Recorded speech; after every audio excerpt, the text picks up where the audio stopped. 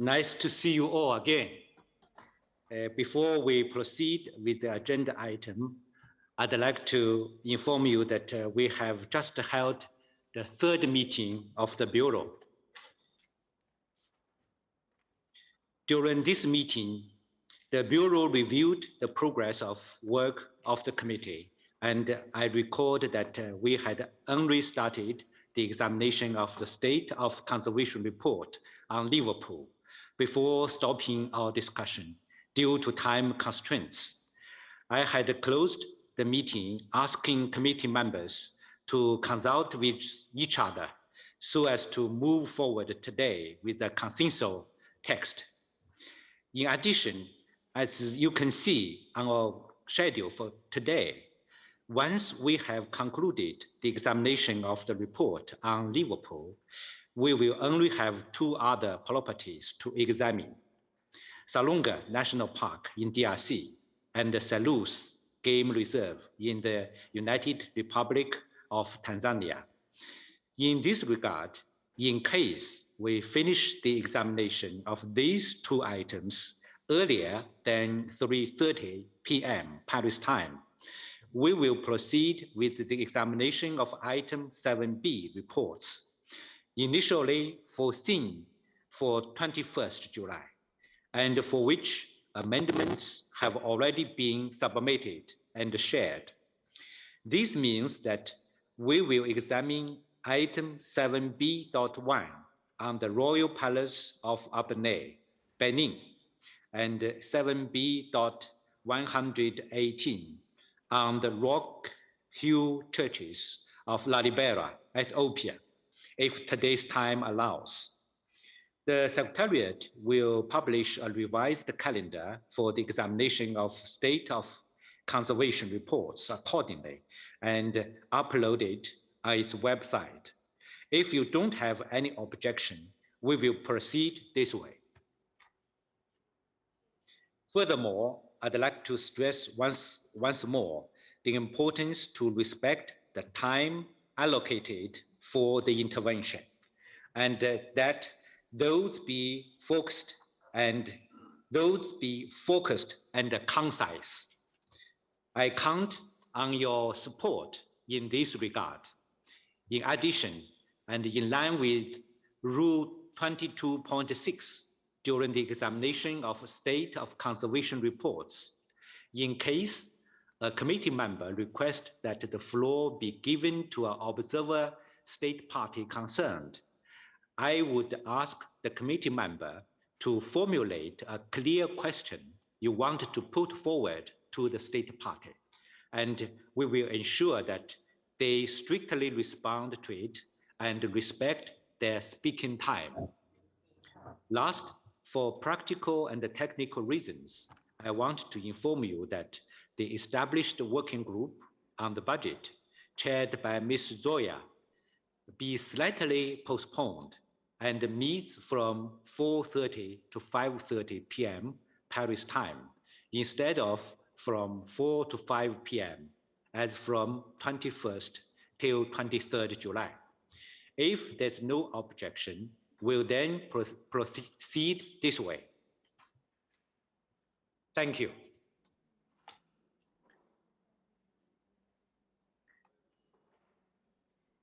Dear colleagues, as you know, we have started yesterday the examination.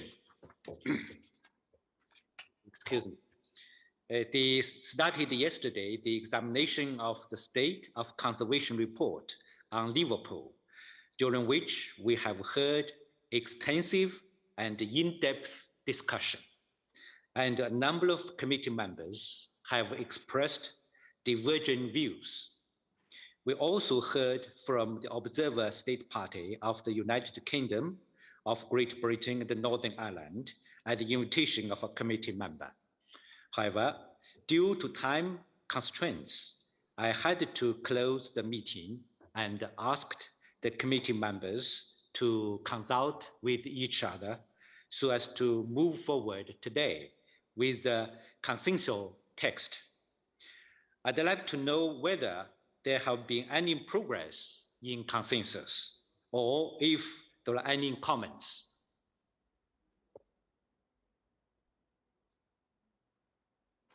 Hungary, you have the floor.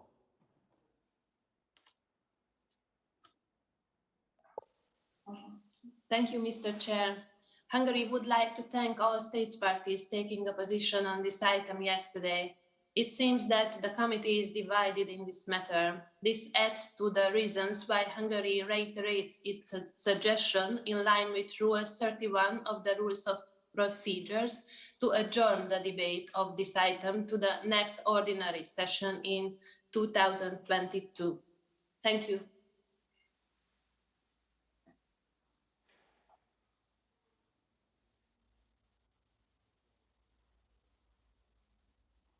Any other comment? Mali, please, you have the floor.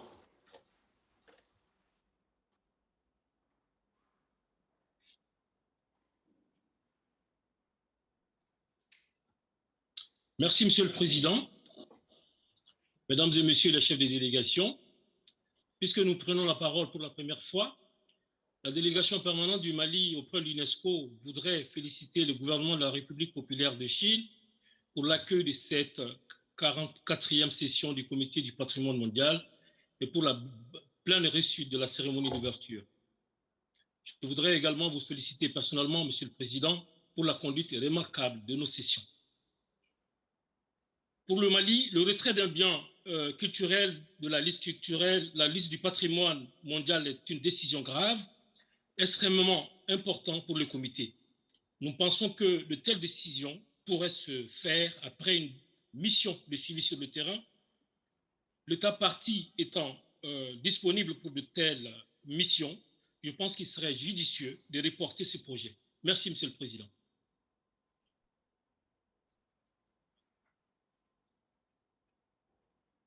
Thank you. China, please, you have the floor.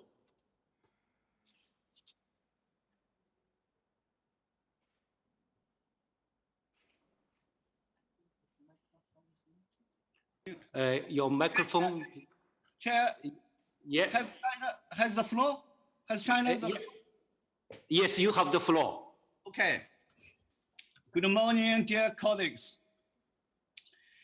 We have worked so hard yesterday, and we want to look forward to a very fruitful discussion today. I was quite surprised by what our Hungarian colleagues said. And for next session, this session is a statutory session. This session is not an extraordinary session. We want to make it clear. I said it once, I said it again. This session is a statutory 44th extended session of the World Heritage Committee. This is not an extraordinary session. So if we have to take a decision, we have to take a decision. We cannot shy away from our responsibilities. We work under very difficult time. We have waited for 2 years for this session. We have already had 2 extraordinary sessions already. So I would like to plead to all colleagues to shoulder our responsibility, to show the integrity of this committee. We cannot shy away from our responsibility. The world is looking at us. Thank you very much. Thank you for your comment. Now, Nigeria, please, you have the floor. Thank you, Chair. Appreciate and thank you very much for lovely chairing of the sessions. I want to align with Hungary that at the moment we have a division. There are those who are against and there are those who are for. So I think in order to save time, I support that we postpone this to the next extended session, please. Thank you very much. Thank you for your comment. At Oman here, please. Thank you very much and good morning to all.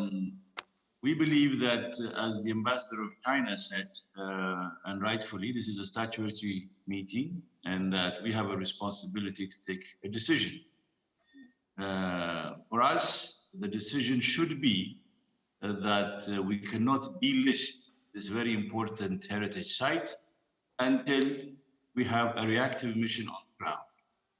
And based on that, we also ask the state party to provide us a report. And on that basis, when we have a complete full picture, we can move ahead with whatever decisions we make. Delisting is a very serious and unprecedented move. When we take such moves, it has to be surrounded with all the precautions and all the necessary procedures that have to be fulfilled. We are not saying it should be postponed, at least as far as we're concerned. What we are saying is there should be a reactive mission, the state party should submit report, and on that basis, we can, in the next session, take an informed decision. Thank you very much. Thank you for your comment. Now, Bahrain, please. You have the floor. Thank you, Mr. Chair. We fully support the decision expressed by China as to regards to the need to take a decisive decision on this matter and other subjects upcoming in the agenda. We've heard carefully some of the concerns of the members of the committee that were calling for a postponement of the debates. Our position is the requests that were set forth to the state party were done since 2012, since the danger listing. These are not recent requests. The state party had many years to comply to those requests, particularly the drafting of the state of conservation report. This implies that the state party should have submitted local plans, revised supplementary planning documents, and the majority of neighborhood master plans, and the tall building skyline policy. Unfortunately, none of these have been agreed with ECOMOS over the past couple of years. We do not know exactly what is further required from the state party, since all of the recommendations that request have been repeated year after year since the danger listing. If they could clearly clarify what is needed, that would be useful. And I see that the ECOMOS have usefully placed two images on the screen today that show, which I believe is the waterfront during the year of inscription and a recent image. And I think the images speak to themselves as to the transformation of the waterfront of that property. Thank you, Mr. Chair. Thank you for your comment. Now, Norway, please.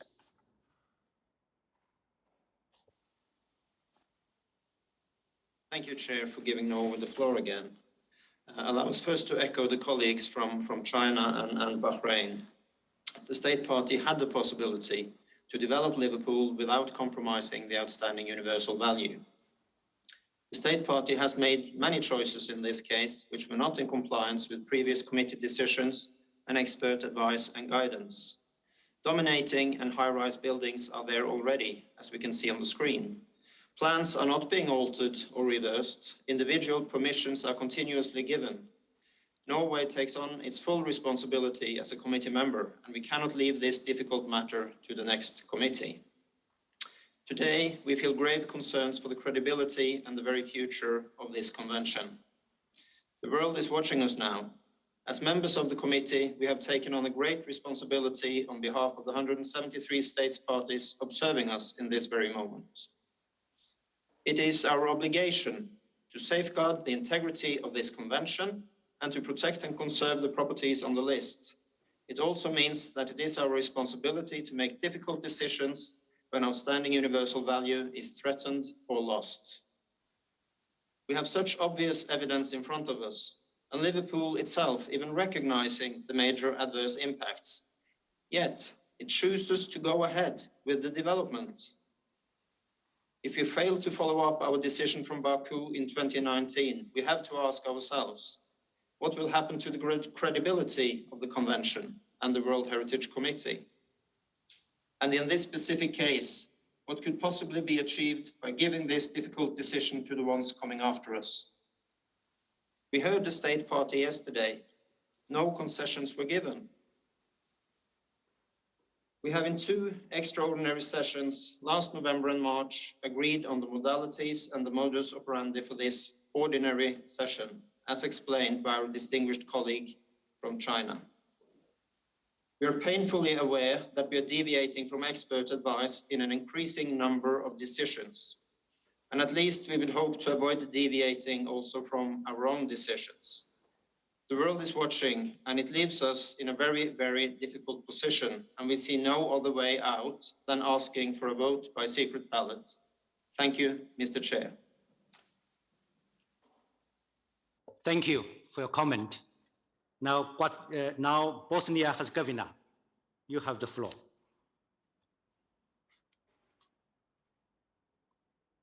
Merci, Monsieur le Président. Notre position reste inchangée, à savoir ne pas retirer de la liste Liverpool. C'est vrai que ça dure depuis quelque temps. C'est vrai qu'il y avait des séances extraordinaires. C'est vrai que le monde nous regarde, mais nous ne devons pas encourager ceux qui oublient les principes qui sont fondamentaux et que nous sommes censés défendre. C'est notre position. Je vous remercie.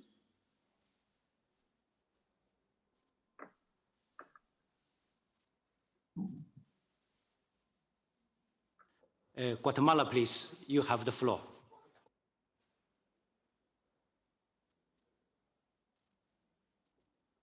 Muchas gracias, señor presidente.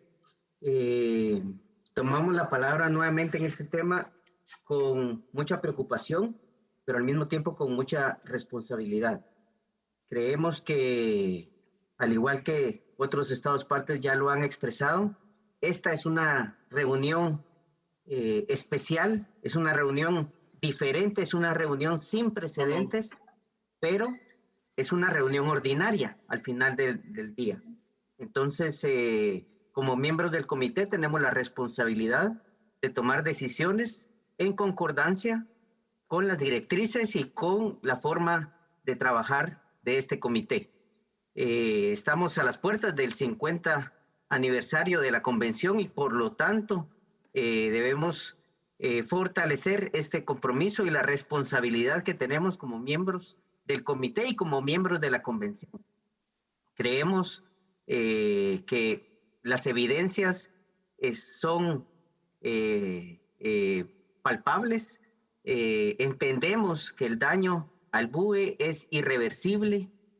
Podemos ver las edificaciones que han alterado y han transformado las características del sitio, y quisiera entonces consultar ahí como si puede aclarar la opinión sobre si el daño es reversible o es irreversible en el sitio, para empezar, y en segunda instancia apoyar la propuesta de Noruega para que como comité podamos avanzar en esta discusión y pasemos el punto a través de una votación secreta.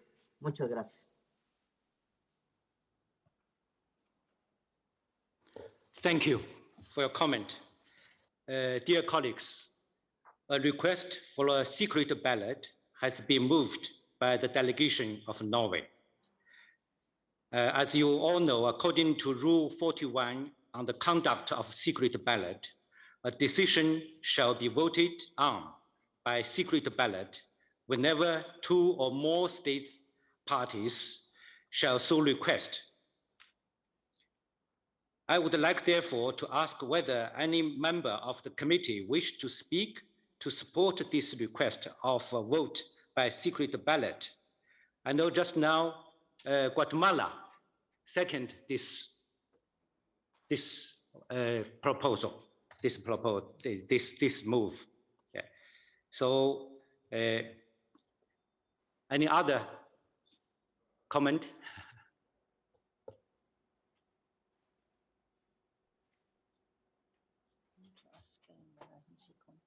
Spain. Okay, Spain, you have the floor. Gracias, señor presidente. Nosotros suscitamos ayer una duda que no tenemos resuelta. Primero, no estamos en contra de que haya una votación. Si hay una votación, nos parece que es adecuado y no tendríamos inconveniente. Pero la duda que nos surge es qué vamos a votar, a favor o en contra del informe, porque no conocemos que haya ninguna enmienda, al menos el secretariado no nos la ha remitido. Entonces, ante un debate tan importante, no tenemos una alternativa, al menos oficialmente, a la propuesta de informe. Por tanto, la votación sería a favor o en contra del informe. No sabemos si eso es una modalidad muy, digamos, adecuada, porque no tenemos la posibilidad de votar una enmienda que sea distinta al informe porque no se ha recibido. Me corregiré si me dicen que es que hemos tenido problemas y que se ha mandado a todo el mundo menos a España. Pero no conocemos que el secretariado haya enviado una enmienda que esta delegación pueda haber valorado como alternativa al informe que estamos ahora analizando. Por tanto, la votación será a favor o en contra de este informe, porque no puede ser a favor de otra alternativa que hasta el momento no conocemos.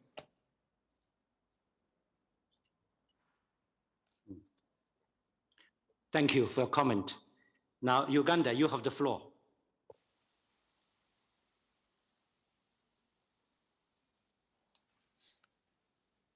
Thank you very much, Chair. I am taking the floor to support the proposal by Norway to vote by secret ballot on this matter. I thank you.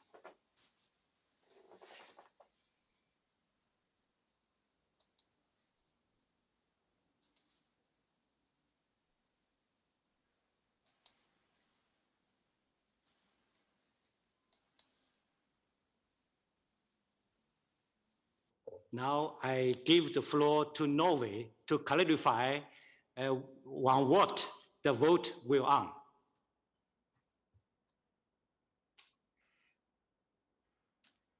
Thank you, Chair, for giving Norway the floor again. I think we would like to ask the advice of the Secretariat in regards to the questions asked by the distinguished colleague from Spain, and also to ask for clarification from the legal advisor on this matter. To our knowledge, there have been no amendments proposed to this case, but we have to verify that question. Thank you, Mr. Chair.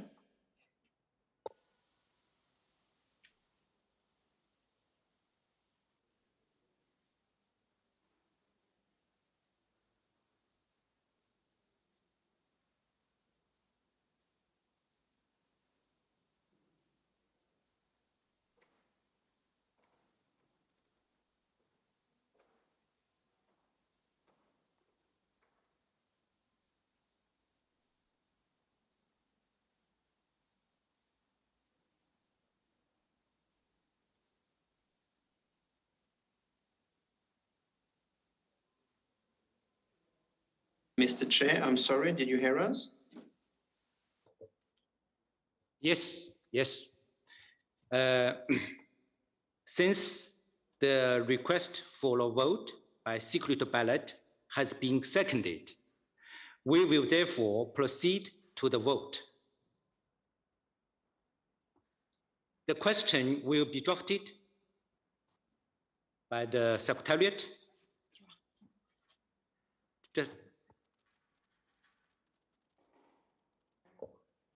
Just give me a few seconds just to clarify this one.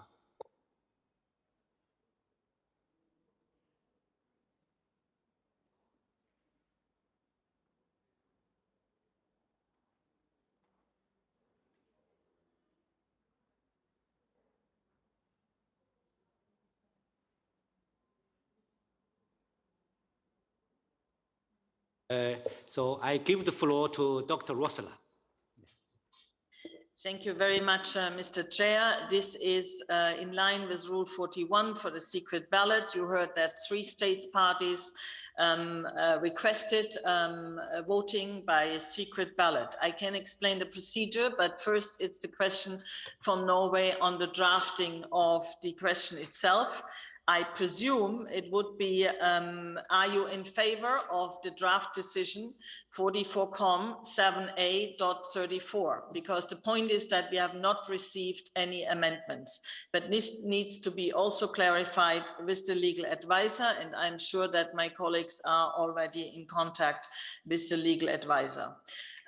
In the meantime, you would like to explain, should I explain the process then, or would you like to go to, I think you cannot go to the other interventions when we are in a voting procedure. No.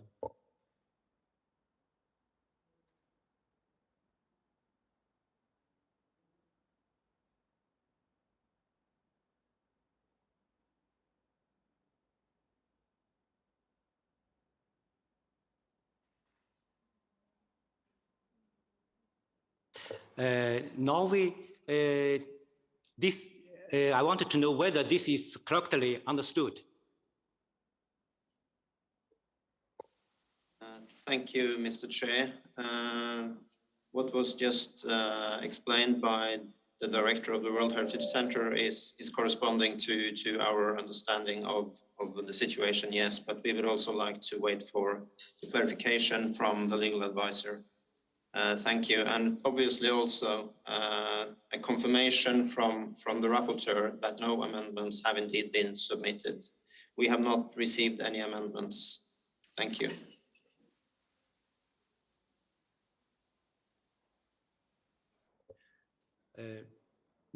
Ms. Rapporteur, you have the floor. Yeah. Thank you, Mr. Chair. We have received no amendments for this decision, Mr. Chair. Thank you. Thank you.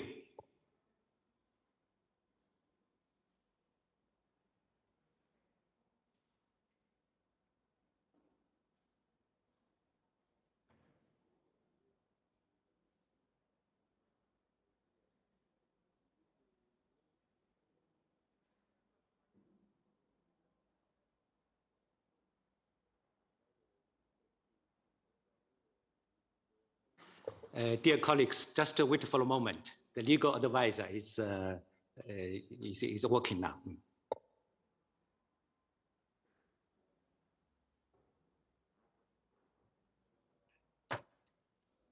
Mr. Chair, good morning or afternoon to you. Can you hear me? Yes. Mr. Chair, I do not believe there is a particular legal question that is asked at this stage, but I can clarify the situation in the same terms as was clarified by Madam Rossler as the secretary of the committee. The committee is currently discussing a draft decision, which is 44com 7a.34, and it needs to make a decision in this regard. No amendments have been proposed, and therefore my understanding is that the proposed voting would be on the draft decision that is currently before the committee. Thank you very much, Mr. Chair, and I remain available to reply to any other questions. Thank you very much. Thank you. Thank you very much.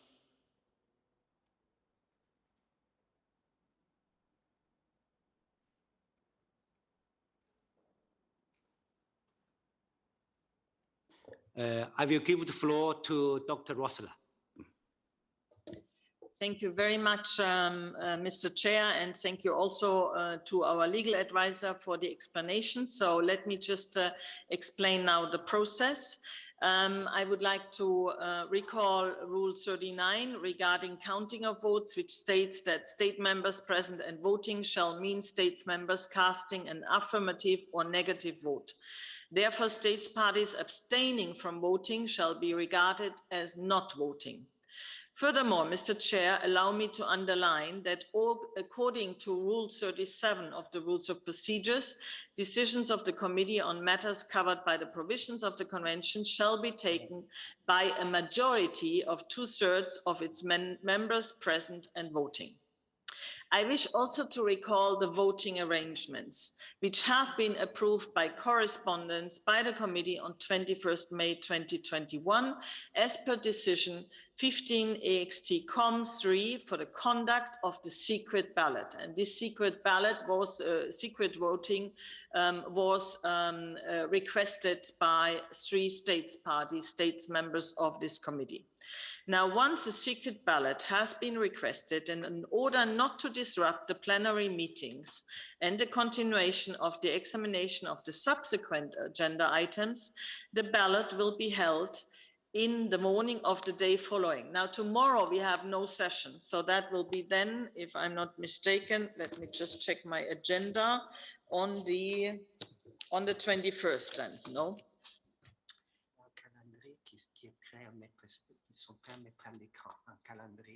Okay, they will put the calendar on the chat. Members of the committee will have to ensure that one of their representatives in Paris is available to come to UNESCO headquarters to vote according to a schedule drawn up by the Secretariat following the English alphabetical order of the member states of the committee. And you see this now on the screen. Room 5, which is the room in front of room 1, will be provided by the Secretariat with a ballot box and a polling booth. Each member of the committee will be given an envelope and a ballot paper on arrival in the voting room. 2 tellers from among the delegations of the committee members who can be physically present need to be appointed by the chairperson with the assistance of the Secretariat. The 2 tellers, together with members of the Secretariat, shall be present during the voting and counting of the ballots. The conduct of the vote will be in accordance with Rule 42 of the Rules of Procedure. Dear Mr. Chairperson, I would like to add that I think that Mrs. Tumeka Netloko from South Africa and Mr. Czalbolj Nemes from Hungary have kindly volunteered to serve as tellers during the 44th session if the World Heritage Committee has no objection. Thank you very much, Mr. Chair. Thank you. Thank you. Before vote begins, I must appoint 2 tellers from among the members of the committee to scrutinize the votes cast according to Rule 42.1. As just we heard from Ms. Rosler, Ms. Tamika Ntuluku, South Africa, and Mr. Czalbolj Nemes from Hungary have kindly volunteered to serve as tellers. I therefore appoint them as tellers. As there's no session tomorrow, the voting process will therefore start on the morning of 21st July at 9 a.m. sharp Paris time at UNESCO headquarters, and the result will be announced at the start of the plenary meeting on 21st July. I now adjourn the debate on this item until 21st July. Mr. President, point of order, please. Yes. Mr. President, I will need some explanation on this voting procedure. Exactly, we are going to vote draft resolution 78.34. Is that correct? Which means, in my view, it's yes vote means what exactly? That we can adopt point 11 of this resolution, or no votes? How does it proceed? How the counting goes? To eliminate this side from the list, the yes vote, which means those that support the resolution must have 2/3 of the votes, or on the contrary? Please explain us that to us, if you are so kind. Thank you. Thank you for your comment. Dr. Rosler, you have the floor. Thank you very much, Mr. Chair.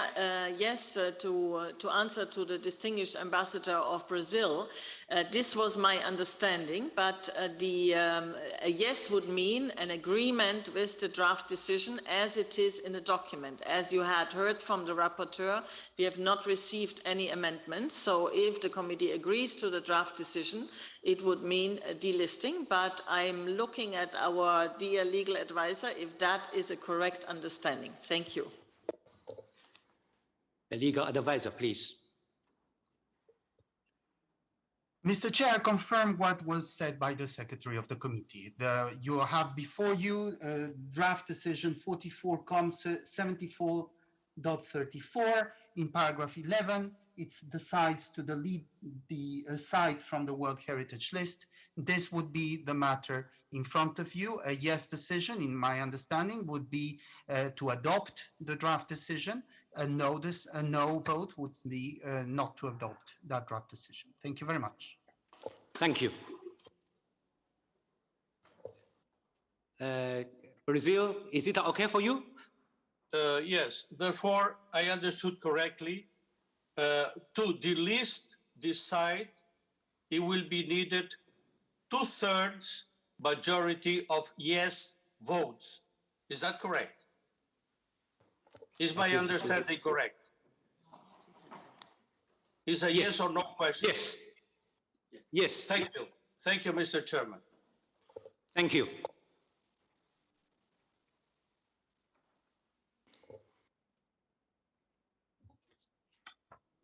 So now I adjourn the debate on this item until 21st July, and we can move to our next item. I now invite Ms. Rossler to read the list of the properties of Latin America and the Caribbean region, for which the reports are proposed for adoption without discussion. You have the floor. Thank you, Mr. Chair. I think we missed out one property from Europe. It's number 32 Historic Center of Vienna, Austria, which was not open for discussion. So that we need to gavel down. Okay. Thank you.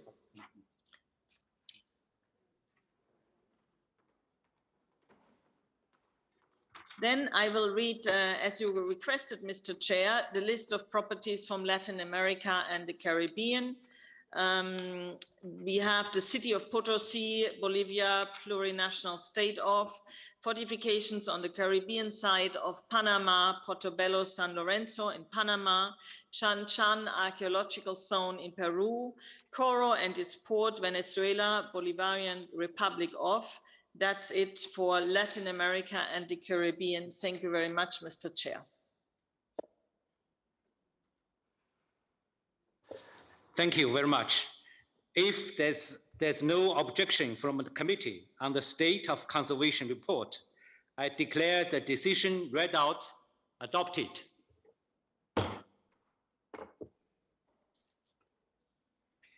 I would like to ask whether any observer delegation would like to express themselves about one of the properties for which we have adopted the decision without discussion.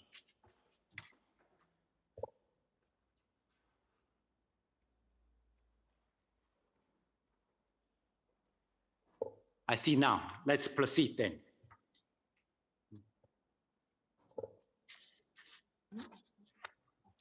From Panama, yes. For Panama? Oh, okay. Sorry. Panama. Now you have 2 minutes intervention. Gracias, señor presidente, por darme la palabra.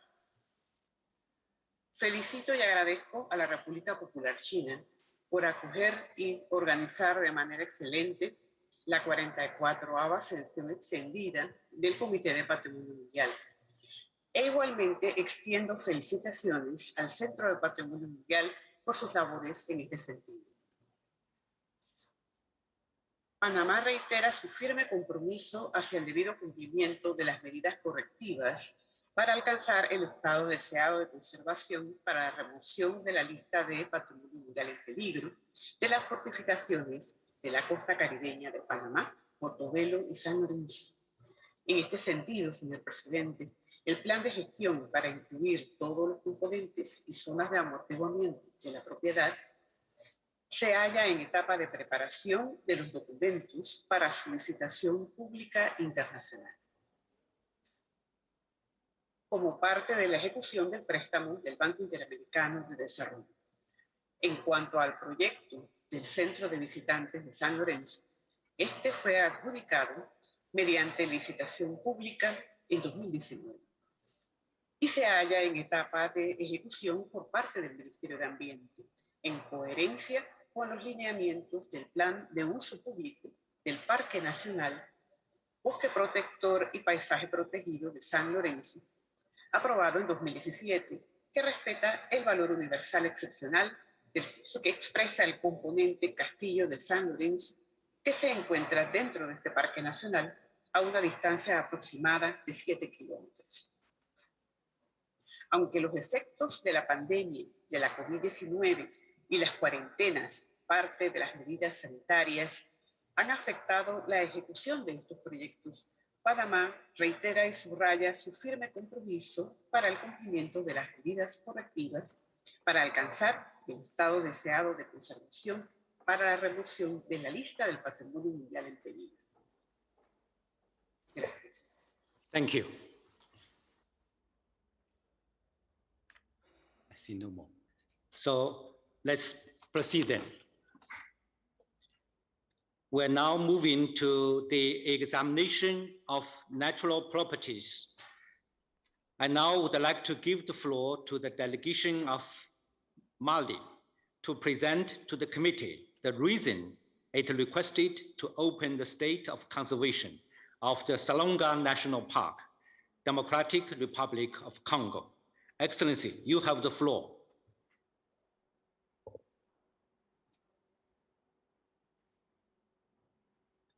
Merci, Monsieur le Président. Mesdames et Messieurs les chefs de délégation, la délégation du Mali voudrait remercier Monsieur le Président de la mise en débat dans le cadre des travaux de la présente session du projet de décision 44,7A.44 relatif à l'état de conservation du parc national de la Salonga, bien inscrit sur la liste du patrimoine mondial en 1984 et sur la liste du patrimoine mondial en péril depuis 1999, plus de 20 ans, conformément à la requête qu'elle a introduite à cet effet au nom de l'État partie de la RDC, qui ne siège pas actuellement au Comité du patrimoine mondial. Pour rappel, ce projet de décision proposait 3 éléments à mettre en œuvre par l'État partie pour permettre le retrait du bien de la liste du patrimoine mondial en péril. Concernant la première condition relative à l'atteinte de tous les indicateurs de l'état de conservation souhaités en vue du retrait du bien de la liste du patrimoine mondial en péril, le rapport de la mission conjointe de suivi réactif UNESCO-UCN de 2020 soulignait déjà les importants progrès réalisés par l'État partie et ses partenaires en vue de l'atteinte de tous les indicateurs de l'état de conservation souhaités en vue du retrait du bien de la liste du patrimoine mondial. Le projet de décision corrobore ce constat en proposant de ne plus appliquer le mécanisme de suivi renforcé pour ce bien en raison des progrès réalisés dans la mise en œuvre des mesures correctives et de l'amélioration de la situation sécuritaire. Concernant les 2 autres conditions pour le retrait du bien de la liste en péril, notamment le 1, l'annulation des blocs pétroliers qui chevauchaient le bien, et 2, la finalisation de l'accord de cogestion du bien. L'État partie de la RDC a jusqu'ici privilégié un dialogue régulier, ouvert et constant avec le Centre du patrimoine mondial et l'UCN. Dans ce cadre, notamment, l'État partie de la RDC a transmis le 2 juillet 2021 le procès verbal des négociations en cours avec le Fonds mondial pour la nature pour la finalisation de l'accord de cogestion du bien ainsi que d'importantes clarifications sur la caducité des blocs pétroliers qui chevauchaient le bien et son engagement à continuer à préserver la valeur universelle exceptionnelle du bien. D'une manière concrète, ces documents apportent des éléments probants solides et irréfutables sur l'atteinte des conditions requises pour le retrait de ces biens de la liste du patrimoine mondial en péril lors de la 44e session élargie du Comité du patrimoine mondial. En somme, ce sont ces évolutions positives qui n'ont pas pu être prises en compte lors de l'élaboration du projet de décision en raison des contraintes du délai que l'État partie de la RDC souhaite voir refléter en suggérant quelques amendements au projet de la décision, ces amendements concernant 11 points sur 14 proposés dans le projet actuel. Je voudrais à ce stade vous prier, Monsieur le Président, de bien vouloir donner la parole à l'État partie de la RDC, après les membres du comité, pour nous donner quelques précisions sur la caducité des blocs pétroliers et l'accord de cogestion pour la gestion durable du bien en vue du retrait du bien de la liste en péril. Je vous remercie, Monsieur le Président.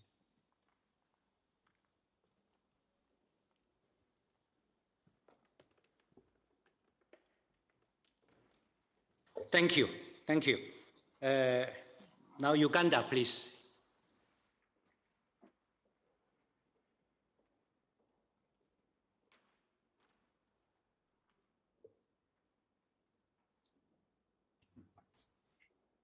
Uganda. Thank you, Chair, for giving me the floor. Allow me, Chair, to first thank you for ably steering this meeting, despite the hurdles in internet connectivity. Chair, my delegation joins the State Party of Mali in voicing its concerns over the harsh advice ICN has submitted to this committee in respect to maintaining Salonga National Park on the list of World Heritage Properties in danger.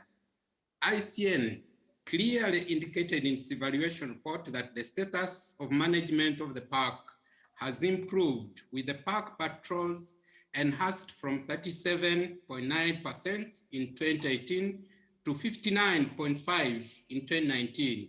The wildlife census reports indicate a positive trend with the levels of decreasing poaching, and site evaluation puts the site management at 64.5% in 2019 from 40.9% in 2016.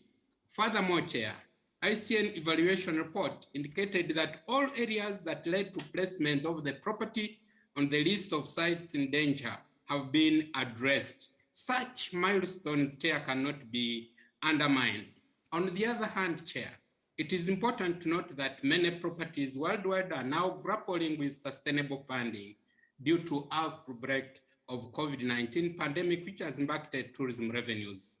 The issue of sustainable funding, therefore, cannot be emphasized here at this moment, for so many sites, Chair, have been affected likewise. Lastly, but not least, Chair, it is important to note that the World Heritage Center is under immense pressure to support most of the properties on the list of sites in danger.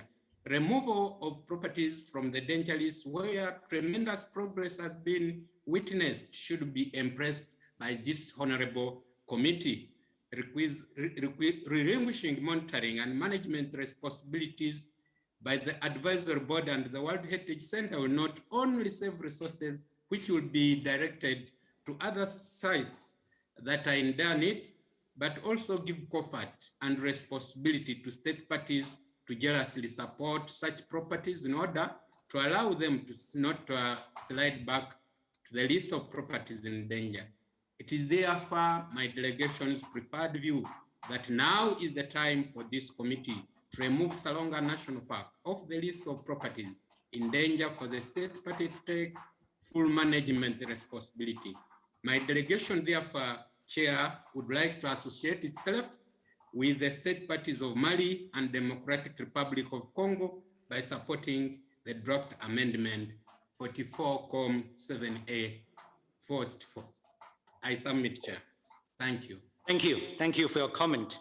Now, at the request of Mali and with the permission of the committee, I give the floor to Democratic Republic of Congo to answer the question.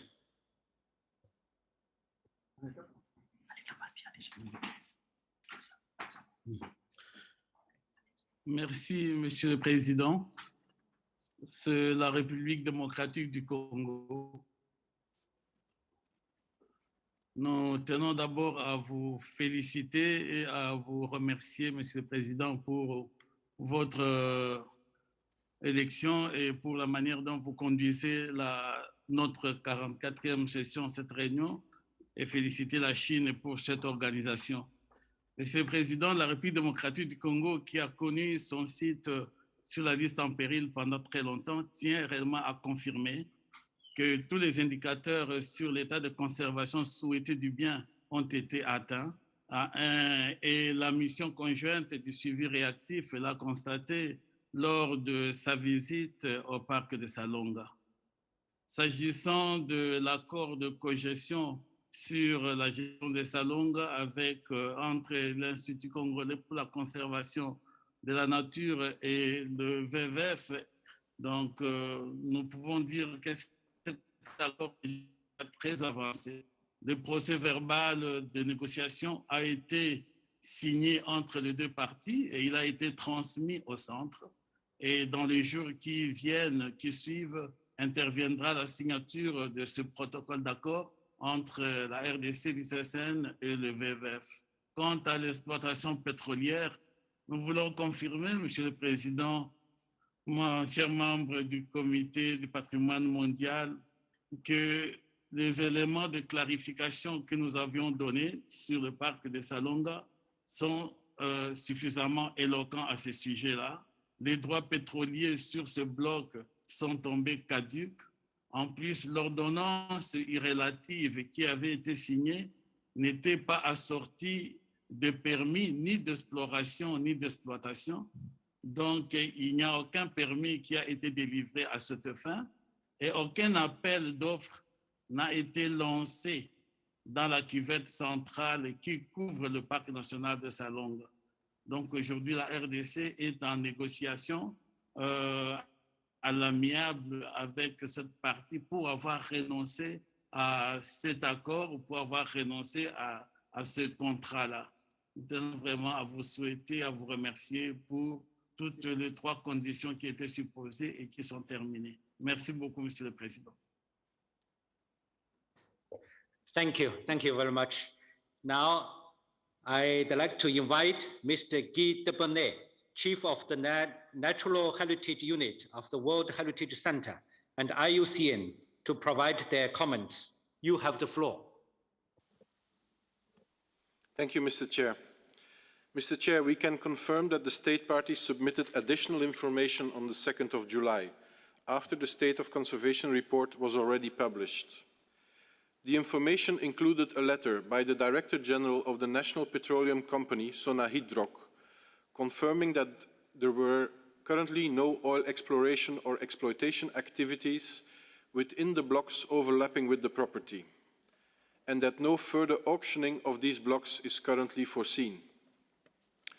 A follow-up meeting was organized with UNESCO, IUCN and the State Party on the 9th of July, in which the Director Generals of the Protected Area Agency, ICCN, and Sonahydroc participated, together with the Deputy Cabinet Director of the Minister for Environment.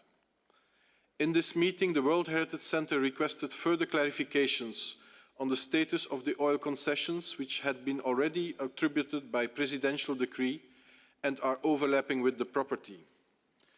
I want to recall that in several decisions, the World Heritage Committee had urged the State Party to cancel these concessions. In the meeting, the DG of Sonahydroc clarified that the concessions have not yet been cancelled and that this would require a new presidential decree. However, he noted that the company which was awarded the concession is in a legal dispute with the government on this concession, rendering the concessions null and void. In addition, he clarified that the company has never been granted the exploration permit necessary to start exploration activities. This statement was confirmed in writing in the minutes of the meeting submitted by the State Party on the 12th of July. We also want to recall that the Joint World Heritage Center and IUCN Reactive Monitoring Mission, which visited the property in January-February 2020, was also able to note the important progress made in achieving the indicators of the desired state of conservation for the removal of the property from the list of World Heritage in danger. So in conclusion, at this stage, the concessions have not been cancelled yet, but the state party has confirmed that the contract is no longer valid as a result of the legal dispute. If the committee considers this assurance from the state party sufficient, it could decide to remove the property from the list of World Heritage in danger at this session. Mr. Chair, IUCN would also provide some further clarifications. Okay, IUCN, please. Thank you, Chair. IUCN would like to acknowledge also the additional information that was submitted by the state party regarding the status of oil concessions overlapping the property, as well as the positive confirmation that a new co-management agreement is in the final stages of approval between ICCN and WWF. And the World Heritage Centre has just outlined that information in detail, and the state party itself has confirmed that information in its intervention. Regarding the oil concessions, the state party has assured that no active concessions overlap with the property, and there's no intention to allow exploration or exploitation within the property. And IUCN therefore considers there is currently no threat to the property in this regard. It is important that the state party ensure that no exploration or exploitation occurs in future by implementing the committee's requests for these concessions to be permanently cancelled. As was noted by the distinguished delegate from Uganda, the 2020 reactive monitoring mission indeed concluded that notable progress had been made to achieve the desired state of conservation for the removal of the property from the list of World Heritage in danger. IUCN considers this progress to be very positive, and although some indicators remain to be fully achieved, strongly encourages the state party to continue its efforts to improve the conservation of the property and address all the points in the draft decision. Should the committee decide to consider removal of the property from the list of World Heritage in danger at this session, it will be essential that the state party complete all of these measures and ensure that there is no reason for the property to be considered as in danger in the future. And Mr. Chair, in that regard, I think the way that Uganda spoke to that issue was entirely correct. Thank you, Mr. Chair. Thank you for the presentation. I'd like to know whether there are any other comments. Ethiopia, please. You have the floor. Merci beaucoup, Monsieur le Président. Nous sommes très heureux d'intervenir sur ce sujet qui, pour une fois, en tout cas en ce qui concerne notre continent, est un événement positif, et nous voulons remercier la République démocratique du Congo d'être vraiment le porte-drapeau des événements positifs qui se produisent sur notre continent. Et comme ça a été dit par mon collègue, même plusieurs collègues, ainsi que confirmé par les experts, les progrès nécessaires ont été réalisés pour le retrait de ce patrimoine important de la liste patrimoine en péril. Les réponses adéquates ont été apportées concernant les concessions pétrolières qui chevauchent le bien et qui sont des caducs, donc nuls. Les progrès importants qui étaient aussi réalisés dans la mise en œuvre des mesures correctives et de l'amélioration de la situation sécuritaire. La finalisation de l'accord de cogestion qui est en cours, ainsi que les progrès dans la démarcation des limites non naturelles du parc. Donc pour toutes ces raisons, concrètes et évidentes, il est important que ce patrimoine important soit retiré de la liste des patrimoines, en péril. Et à cet égard, nous féliciter pour tous les travaux qui ont été faits, pour l'engagement et la coopération qui ont été réalisés avec les experts, que nous voulons également remercier dans ce cas très important pour notre continent. Et nous voulons donc appeler aussi au retrait de la liste en péril des choses. Je vous remercie, Monsieur le. Thank you for your comment. Now, Egypt, you have the floor.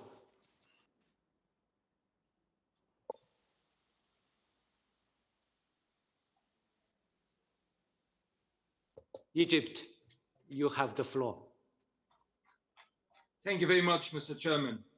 We have discussed the status of the Salonga National Park carefully, and we would like at the outset to congratulate the authorities of the Democratic Republic of Congo for the outstanding efforts deployed in preserving the park and dealing with the threats it was facing, which led to its inscription on the World Heritage List of Endangered in 1999.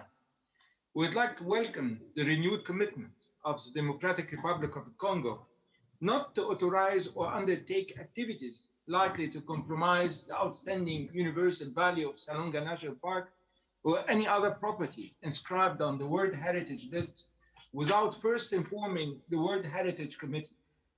The improvements witnessed in the site since 1999 were recognized by the different experts visiting the site, including the latest reactive monitoring mission organized in January and February 2020. These efforts shall be recognized by the committee in its current session in adopting the current decision.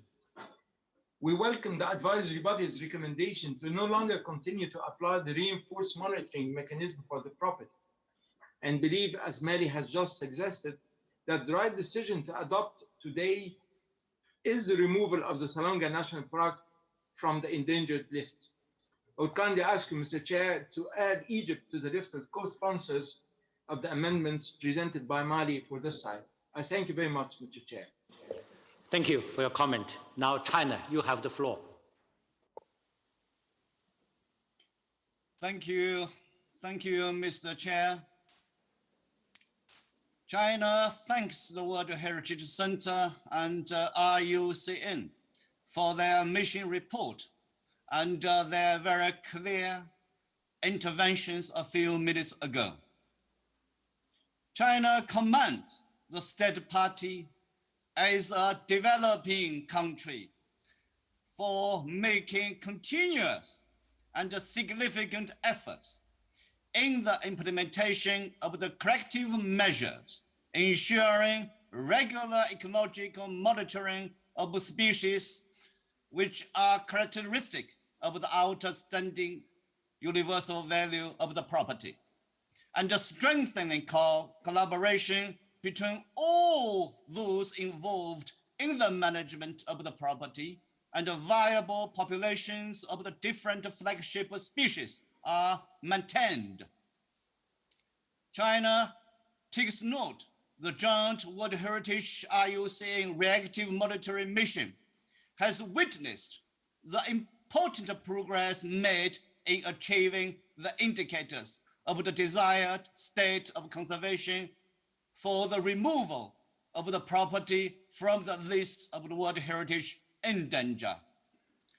Although the oil concessions awarded by the presidential ordinance and straightening the properties is seen as a potential threat to the OUV, the reactive monitoring mission notes that no oil explorations or exploitations were undertaken that could affect the OUV of the property or its integrity.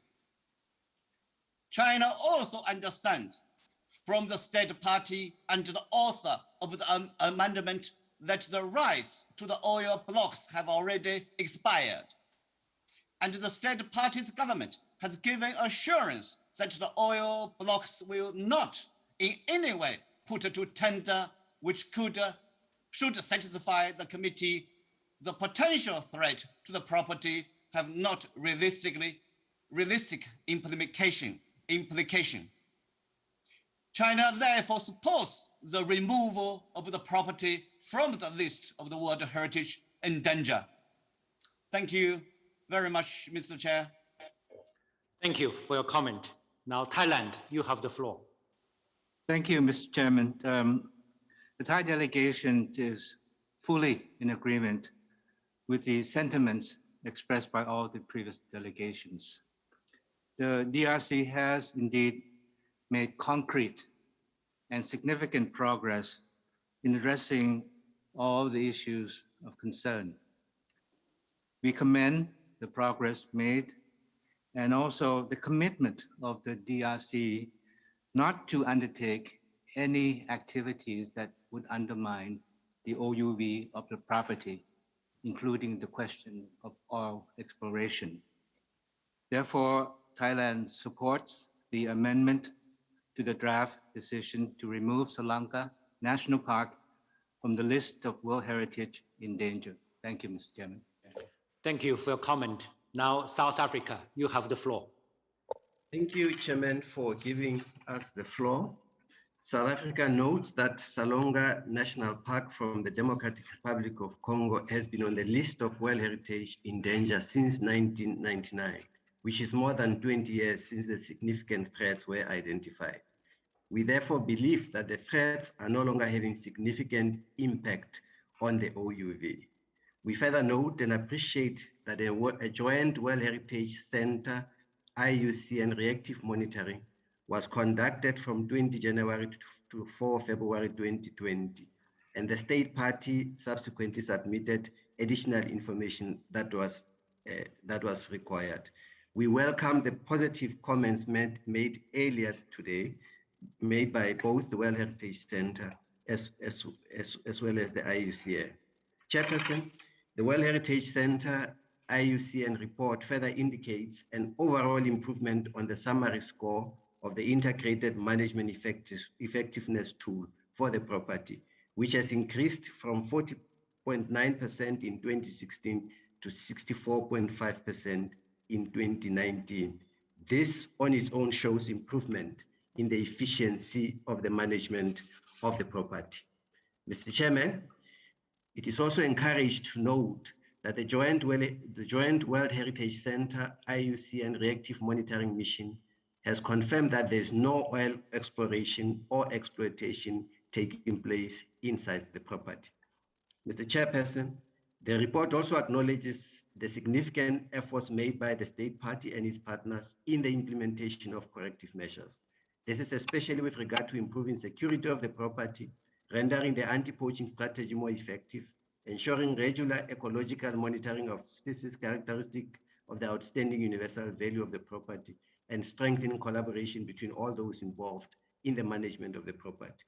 In conclusion, Mr. Chairman, we believe that the state party has met the requirements for the removal of Salonga National Park from the list of World Heritage in danger as outlined in the operational guidelines. The removal of the property from the danger list will also encourage the state party to address the other issues that have been mentioned in the same effort they have been addressing the issues, and even more. Keeping the site on the list of World Heritage in danger will not achieve this at all. I thank you. Thank you for your comment. Now, Spain, you have the floor.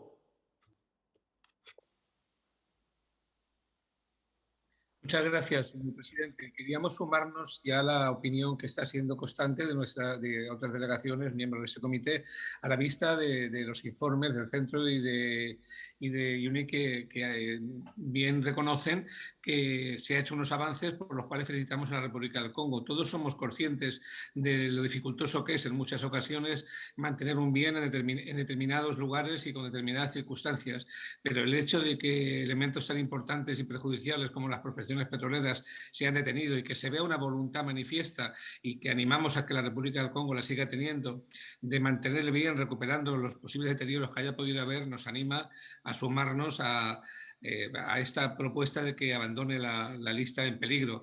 Unas veces es importante estar en la lista en peligro porque eso llama la atención no solo del Estado sino de la comunidad internacional para prestar ayudas para que ese bien se recupere, y otras veces cuando determinado porcentaje de equilibrio y de restauración o de freno al deterioro se ha conseguido, lo mejor es que vuelva a salir de la lista habida cuenta de los logros alcanzados y de la voluntad manifiesta del Estado en que ese bien se siga preservando. Por tanto, súmese nuestra voluntad de apoyo a esta propuesta de salida de la lista y recíbase nuestra felicitación por la tarea realizada tanto por el centro como por el propio Estado. Thank you for your comment. Now, Bosnia-Herzegovina, you have the floor.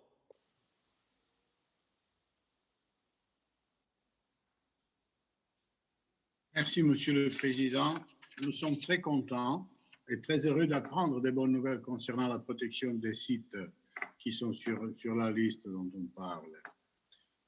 Il est particulièrement important que cette fois-ci, la bonne nouvelle vient d'un pays d'Afrique qui va, j'espère, bientôt enrichir notre liste avec d'autres sites digne de protection et de notre attention. Je me rejoins à tous mes collègues dans le même esprit de soutenir cette initiative, ce que notre collègue du Mali a dit et les autres, et ça me rend très heureux personnellement, et la Bosnie-Herzégovine soutient le retrait de Salonga de la liste des sites en danger. Je vous remercie. Thank you for your comment. Now, Saudi Arabia, you have the floor. Thank you, Mr. Chair. Saudi Arabia would like to commend the Democratic Republic of Congo, advisory bodies, and the Secretariat for the fruitful collaboration in the implementation of the corrective measures to safeguard the outstanding universal value of Salonga National Park. We encourage the state party to continue on this great momentum, and therefore we support the removal of Salonga National Park from the endangered list as per the amendment represented by our dear colleague from Mali and has been seconded by our dear committee members here. Thank you very much. Thank you for your comment. Now, Brazil, please, you have the floor. Thank you, Mr. Chairman. Thank you very much. Brazil wants to join all my colleagues that have made this statement in favor of this resolution and the amendments of this resolution. We have seen and we have heard the information given by IUCN and that has recognized the great efforts made by the Democratic Republic of Congo and the progress, have verified the progress made during all these years.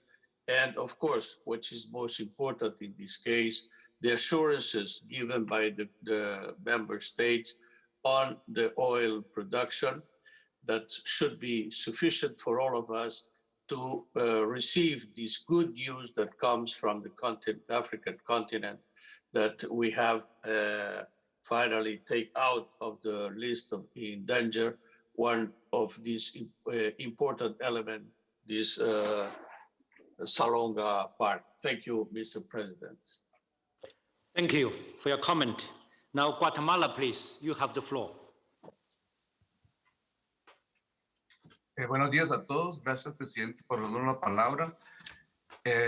Guatemala es respetuoso de la opinión de los cuerpos consultivos, en este caso de UICN. Habíamos entendido que se le había solicitado más información al Estado parte para presentarla en el 2022, pero ya que UICN en esta ocasión aclaró y nos dio más información, ahora Guatemala puede apoyar la decisión de sacar a este sitio de la lista en peligro, y a la vez felicitamos todos los esfuerzos realizados por el Estado parte y por los expertos en este caso. Muchas gracias. Thank you for your comment. Now, Oman, please, you have the floor.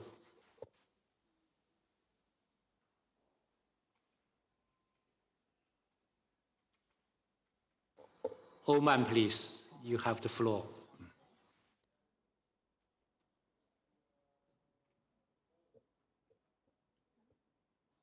The mic, maybe the problem with the mic. Yes, thank you. Now it is on. Thank you, Mr. Chair. Oman took note for the positive discussion regarding this site from different committee member states. And we would like to support the draft decision for delisting or taking out the site from the list in danger. Thank you. Thank you for your comment. Now, Russia, please, you have the floor.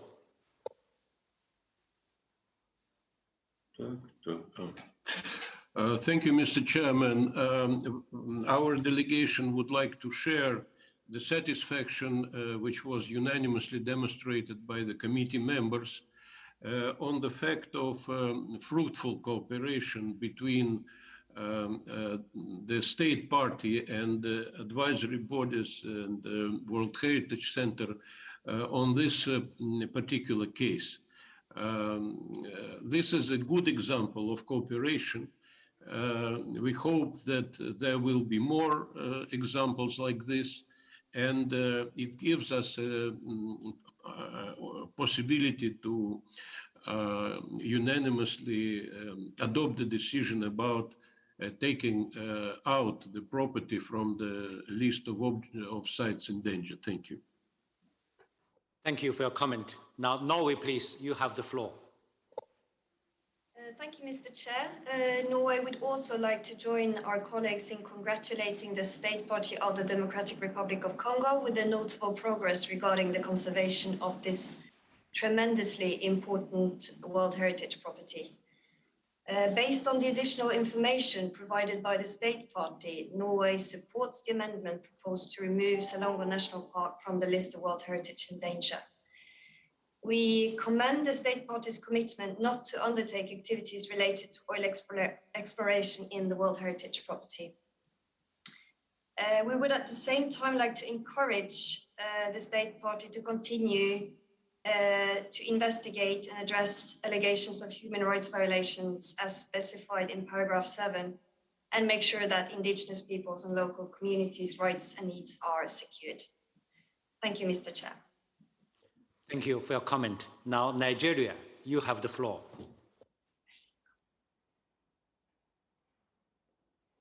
Thank you, Mr. Chair. And since this is the first time I'm taking the floor, let me commend your unique leadership.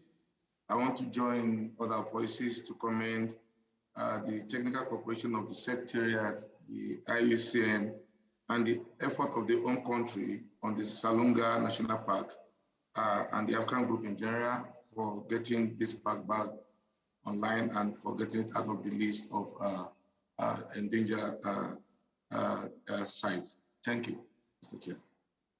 Thank you for your comment. Now, Australia, please, you have the floor. Thank you, Mr. Chair. Australia is delighted to support the amendment proposed by Mali and congratulates the Democratic Republic of Congo on the progress it's made on meeting the conditions to remove the Salonga property from the list of World Heritage in danger. Australia supports the comments made by Norway regarding the rights of local peoples and the importance of protecting them. Thank you. Thank you for your comment. Now, Hungary, you have the floor. Thank you, Mr. Chair. Hungary welcomes the measures taken by the Democratic Republic of Congo for the conservation of the Salonga National Park and congratulates on the progress made in the implementation of the corrective measures and the improvement of the security situation. We encourage the State Party to continue the work and the significant effort with regard to improving the security of the property and strengthening the fight against poaching. Therefore, Hungary welcomes the steps being made for the renewal of the co-management agreement between ICCN and WWF and the clarification provided by the State Party on the oil exploration and or exploitation within the property. Finally, Hungary welcomes the decision to no longer continue to apply the reinforced monitoring mechanism for the property and support the draft decision with the amendment submitted by Mali and the removal of the property from the list of World Heritage in danger. Thank you. Thank you for your comment. Dear colleagues, I see no more questions in the comments. So now I invite you to adopt the draft decision 44.7a.44 concerning this property. But before doing so, I'd like to ask the rapporteur if she has received any amendments.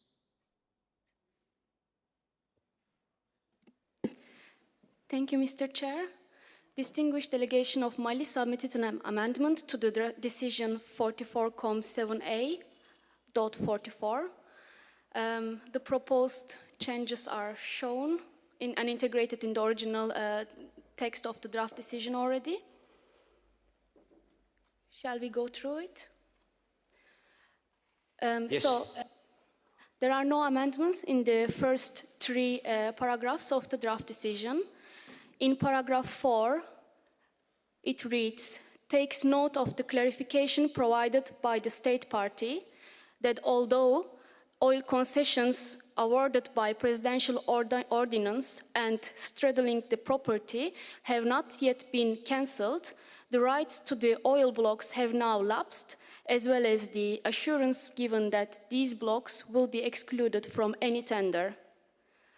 Paragraph 5 reads, it continues and reiterates its request to permanently cancel these oil concessions while not authorizing new concessions within the property and its periphery, which could have negative and irreversible impacts on its outstanding universal value, OUV.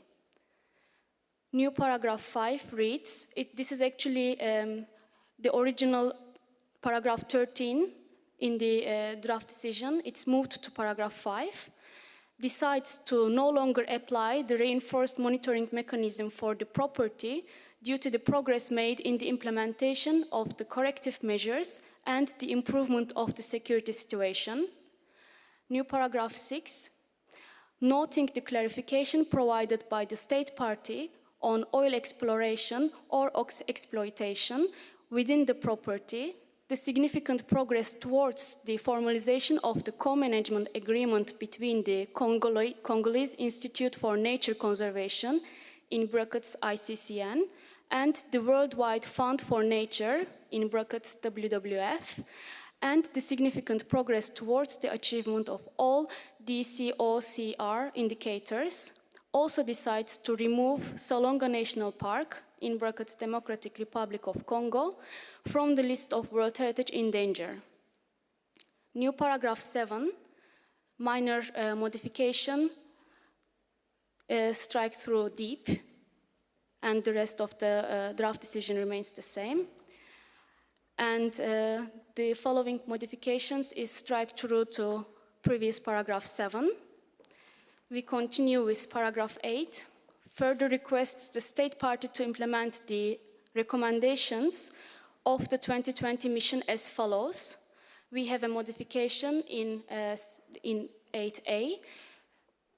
Pursue current efforts and strengthen the human, technical and financial capacities dedicated to the fight against poaching, both in terms of staff and their training, with a view to reaching a surveillance rate of 80% of the property.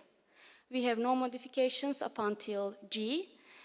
Extend the sampling base for the annual monitoring of species in the corridor, separating the two blocks, which constitutes a favorable habitat for most of them, in particular the flagship species, the Congolese elephant, bonobo, and peacock, in order to document the follow-up of the reconstitution of fauna. And the addition in here, L, finalize the co-management agreement between ICCN and WWF for the sustainable management of the property. Our next amendment is in paragraph 9b. Undertake participatory finalization of the demarcation of the non-natural boundaries of the park, of which 120 kilometers have already been demarcated. And then we continue with paragraph 10. Thanks all the donors who continue to support the conservation of the property, in particular the governments of Germany and Norway and the European Union. Remaining paragraph remains the same. Paragraph 11 also takes note of the limited funding aimed at ensuring in a sustainable manner the implementation of all the management functions of the property, and further requests that the state party, with the support of its partners, to continue its efforts with a view to develop a sustainable financing system with a view to the improvement of the efficiency in the management of the property. Paragraph 12 reads, finally requests the state party to submit to the World Heritage Center by 1 February 2022 an updated report on the implementation of the progress made aiming for definitive cancellation of oil concessions, straddling the property and the formalization of the co-management agreement between ICCN and WWF for examination by the World Heritage Committee at its 45th session in 2022. Mr. Chair, we have a small modification required in here, if I may suggest, because this is the text traditionally asking for an update report. So we already listed the measures that are requested from the state party in paragraph 8, namely letter A to L. So I propose to keep off the above, respect to the original formalization of the text, and if these two particular items are to be highlighted, then we say including progress made aiming. If this is including the progress made, if this is acceptable to the committee members. Thank you, Mr. Chair. Yeah, any objections?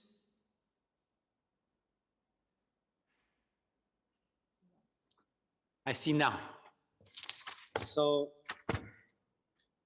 I now declare the draft decision 44-78.44 adopted as amended. So on behalf of the entire committee, I would like to warmly congratulate the state party for this major achievement after having been inscribed on the list of World Heritage in Danger in 1999, 20 years ago. The state party has set a good example in making persistent efforts to protect the OUV of World Heritage properties. Congratulations. Now, DRC, you have 2 minutes of statement.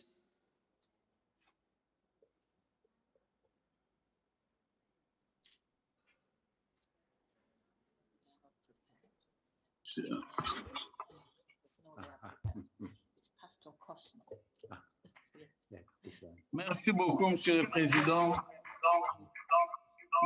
Au nom du gouvernement de la République démocratique du Congo et au mien propre, nous avons le grand honneur de vous saluer, Monsieur le Président, et vous témoigner notre reconnaissance et nos remerciements de tout cœur pour avoir encouragé notre pays en général et tout le personnel de la conservation de la nature en particulier par cette bonne décision que vous venez de prendre pour sortir le parc national de la Salonga de la liste en péril. Votre décision, Monsieur le Président, honorable membre du Comité de patrimoine mondial, motive à suffisance notre pays pour fournir davantage d'efforts en vue de respecter et de mettre en œuvre les recommandations et les orientations du comité, du secrétariat et des organes consultatifs afin de préserver les valeurs exceptionnelles universelles des autres 4 biens qui restent sur la liste en péril.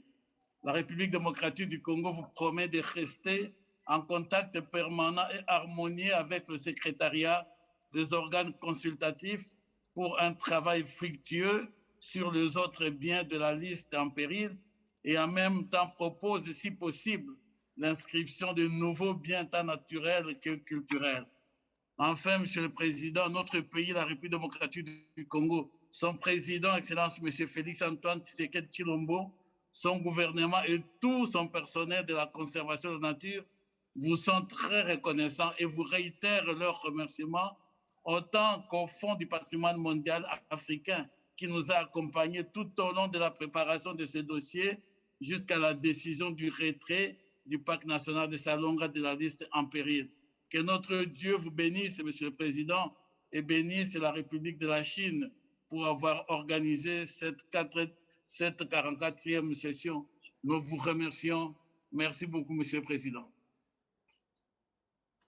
Thank you. Now, I give the floor to Mali for a short intervention. Merci, Monsieur le Président. Le Mali remercie les membres du comité pour leur soutien, le secrétariat général de l'UNESCO, les organes consultatifs, l'UICM et les experts pour les efforts abattus et les appuis qui ont permis de retirer aujourd'hui le parc de la Salonga de la liste du patrimoine mondial en péril. Enfin, le Mali félicite chaleureusement la RDC pour ses efforts consentis avec toutes les garanties suffisantes et constitue désormais un nouveau départ. Merci. Félicitations. Thank you for your comment. Now, I'd like to ask whether any observer delegation would like to express themselves about this property. I see International Indigenous Peoples Forum. You have the floor for 2 minutes intervention. Thank you, Mr. Chair. I read this statement on behalf of the Network of Indigenous and Local Communities for the Sustainable Management of Forest Ecosystems of Central Africa, known as Republic. They are committed to good governance and the sustainable management of Central African forest, where their traditional lands are in the Salonga National Park in the Democratic Republic of Congo. Republic is currently engaged in the implementation of a project titled PACL. This is an initiative which is underway in Congo, Brazzaville, Central African Republic, Cameroon, and the Democratic Republic of Congo. It highlights the urgent need to promote the traditional knowledge and practices of the Indigenous Pygmies in the conservation and management of World Heritage Sites. This project is being supported by WWF and has the support of Central African states. The DRC's Salonga National Park is one of the largest national parks in the world, with an area of 3,334,600 hectares. The third of the southern sector of the park is home to Indigenous Pygmy peoples, whose traditional knowledge and practices contribute to the protection and preservation of biodiversity, consisting of important species in forest areas which remain relatively intact. Indigenous Pygmies' management of the ecosystems of their environment in World Heritage Sites also plays a fundamental role in climate regulation and carbon sequestration. Republic proposes the following recommendations to the Committee, UNESCO and IUCN. 1, recognise that the rights of the access by Indigenous peoples to traditional lands, territories and resources contributes effectively to nature conservation, the preservation of biodiversity, as well as the reduction of poverty in rural areas. 2, stop promoting the voluntary relocation of Indigenous peoples from their ancestral lands within the Salonga National Park and stop identifying Indigenous hunting, gathering and collecting as a threat to the park. 3, ensure the effective participation of Indigenous peoples in the management of World Heritage Sites, including Salonga National Park. And 4, recognise the rights of the Indigenous peoples to determine their own development priorities in World Heritage Sites. Thank you very much. Thank you for your comment. Now I give the floor to African World Heritage Fund for 2 minutes intervention. Thank you very much, Chair. As this is the first time I'm taking the floor, I would like to congratulate you, Chair, for the excellent conducting and the management of this meeting, and also thank the government of China for hosting the event. The African World Heritage Fund would like to congratulate the Democratic Republic of Congo for the efforts that were made toward meeting the required condition for the removal of Salonga National Park from the World Heritage List in danger after 22 years. The African World Heritage Fund considers this decision as a collective win by the World Heritage Committee, but also as a collective win by the whole World Heritage community. The African World Heritage Fund would like to remain, and its partners remains committed to support efforts for improved implementation of the World Heritage Convention in Africa. I thank you, Chair. Thank you for your comment. Dear colleagues, I suggest that we take a technical break.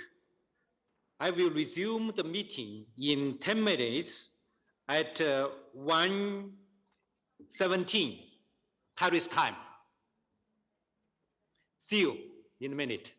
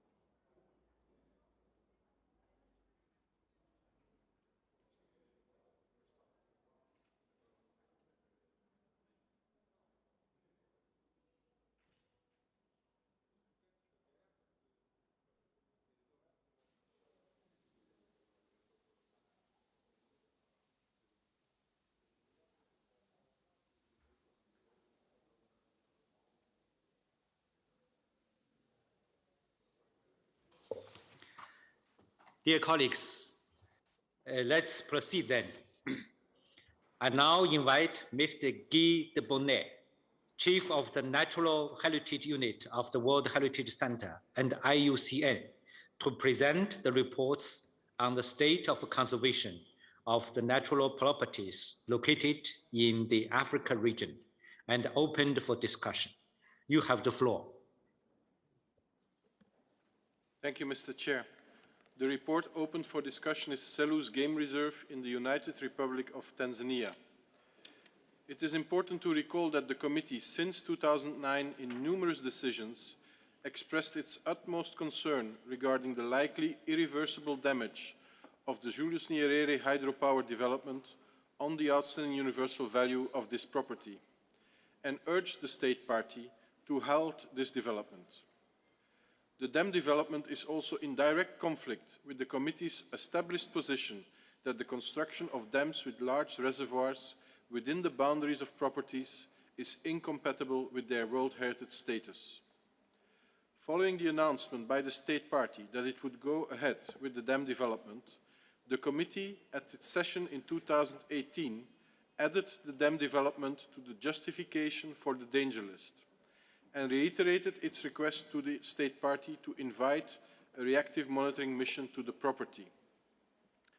Although requested 3 years ago, the state party has not yet invited this mission, in spite of several reminders from the World Heritage Center. However, in public statements, the government has confirmed that the dam is now more than 50% completed and will be fully completed in 2022. The project involves the construction of a 130-meter high dam on the Refugee River, the central river in the property, a reservoir that is 12.5 kilometers wide and 100 kilometers long, inundating an area of 125,000 hectares, 4 saddle dams of a total length of 18.2 kilometers, a power plant, transmission lines, worker camps, access roads, and transmission infrastructure, all situated inside the property. Promotional videos by the Tanzania State Electricity Company confirm the advancement of the works and the scale of the environmental damage which already took place. Recent satellite images, as well as the images that you see now on the screen, show the construction area before the works on the left and the area today, and document the massive alterations in the natural vegetation and landscape that have already taken place. We also want to recall that the committee in its decision 43-7A16 at the last session has already stated that the deforestation and other cumulative damage would likely lead to the irreversible damage of the OUV and create the conditions for deletion of the property from the World Heritage List. The World Heritage Center and IUCN consider that today the damage as a result of the dam project has irreversibly impacted the outstanding universal value of this property and therefore have to recommend that the committee delete Selous Game Reserve from the World Heritage List. Mr. Chair, IUCN will provide some further clarifications on the impacts on the OUV of the property. Thank you. Okay, IUCN, you have the floor. Thank you, Mr. Chair. The Refugee River that flows through the property and plays a fundamental role in its ecology and in sustaining its OUV. For criterion 9, the outstanding universal value for which the property has been recognized includes the large undisturbed wilderness area, seasonal dynamic transformations of sand rivers and seasonal flooding of the river. So the construction of a large hydropower dam on this river inside the property will unquestionably lead to a permanent loss of these characteristics. The river has already been diverted according to the videos referred to by the World Heritage Center that have come from the state's electricity company. And together with the video and satellite imagery, evidence of the scale of forest loss and landscape degradation within the property, it is evident that the values for which the property was inscribed under criterion 9 have already been irreversibly damaged and the integrity of the property has been lost. The exceptional biodiversity values, which justified criterion 10, continue to be severely threatened. Recalling these declines were the reason for the site to originally be added to the list of World Heritage in danger, and they're anticipated to be further impacted as a result of the hydropower project. As noted by the World Heritage Centre, the project clearly runs contrary to the committee's established positions on dams with large reservoirs within World Heritage properties, and the construction has continued despite the committee's past urgent requests to not proceed, to halt activities, and to undertake a mission. And thus the opportunity to avoid this loss of outstanding universal value has not been realised. And as the World Heritage Centre also noted, the committee at 43Com considered that these damages would be likely to lead to the deletion, the condition of the deletion of the property being the situation. And so, Mr. Chair, with great regret, given this evident permanent loss of the outstanding universal value for which the property was listed, it is unavoidable that the Selous Game Reserve should be recommended now for deletion from the World Heritage List. Thank you, Mr. Chair. Thank you for this presentation. I'd like to know whether there are any comments.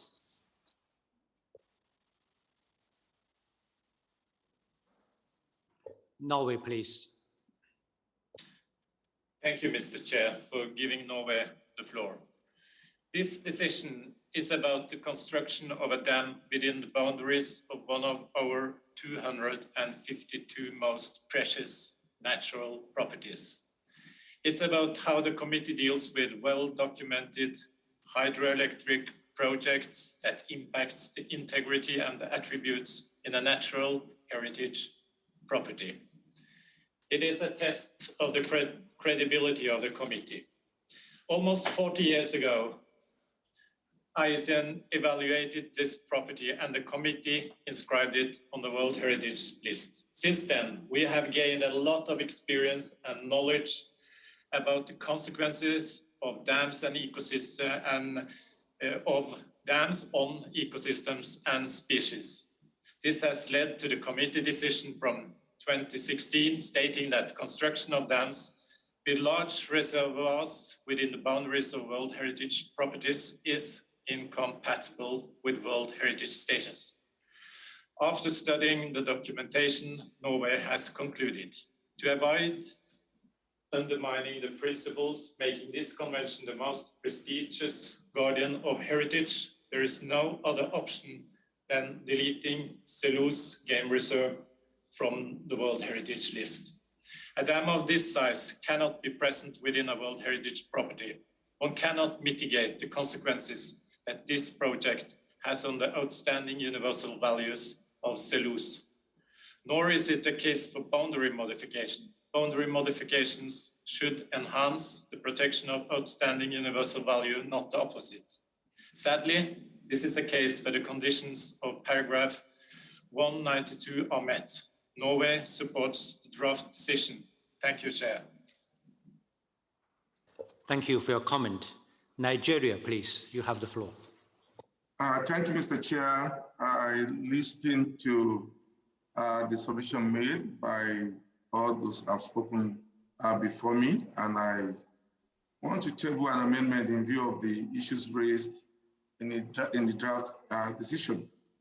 Paragraph 3 of the draft decision also recalling that the state parties have no obligation under the convention to protect and conserve the world cultural and natural heritage situated on their territory, notably to ensure that effective and active measures are taken for the protection and conservation of such heritage.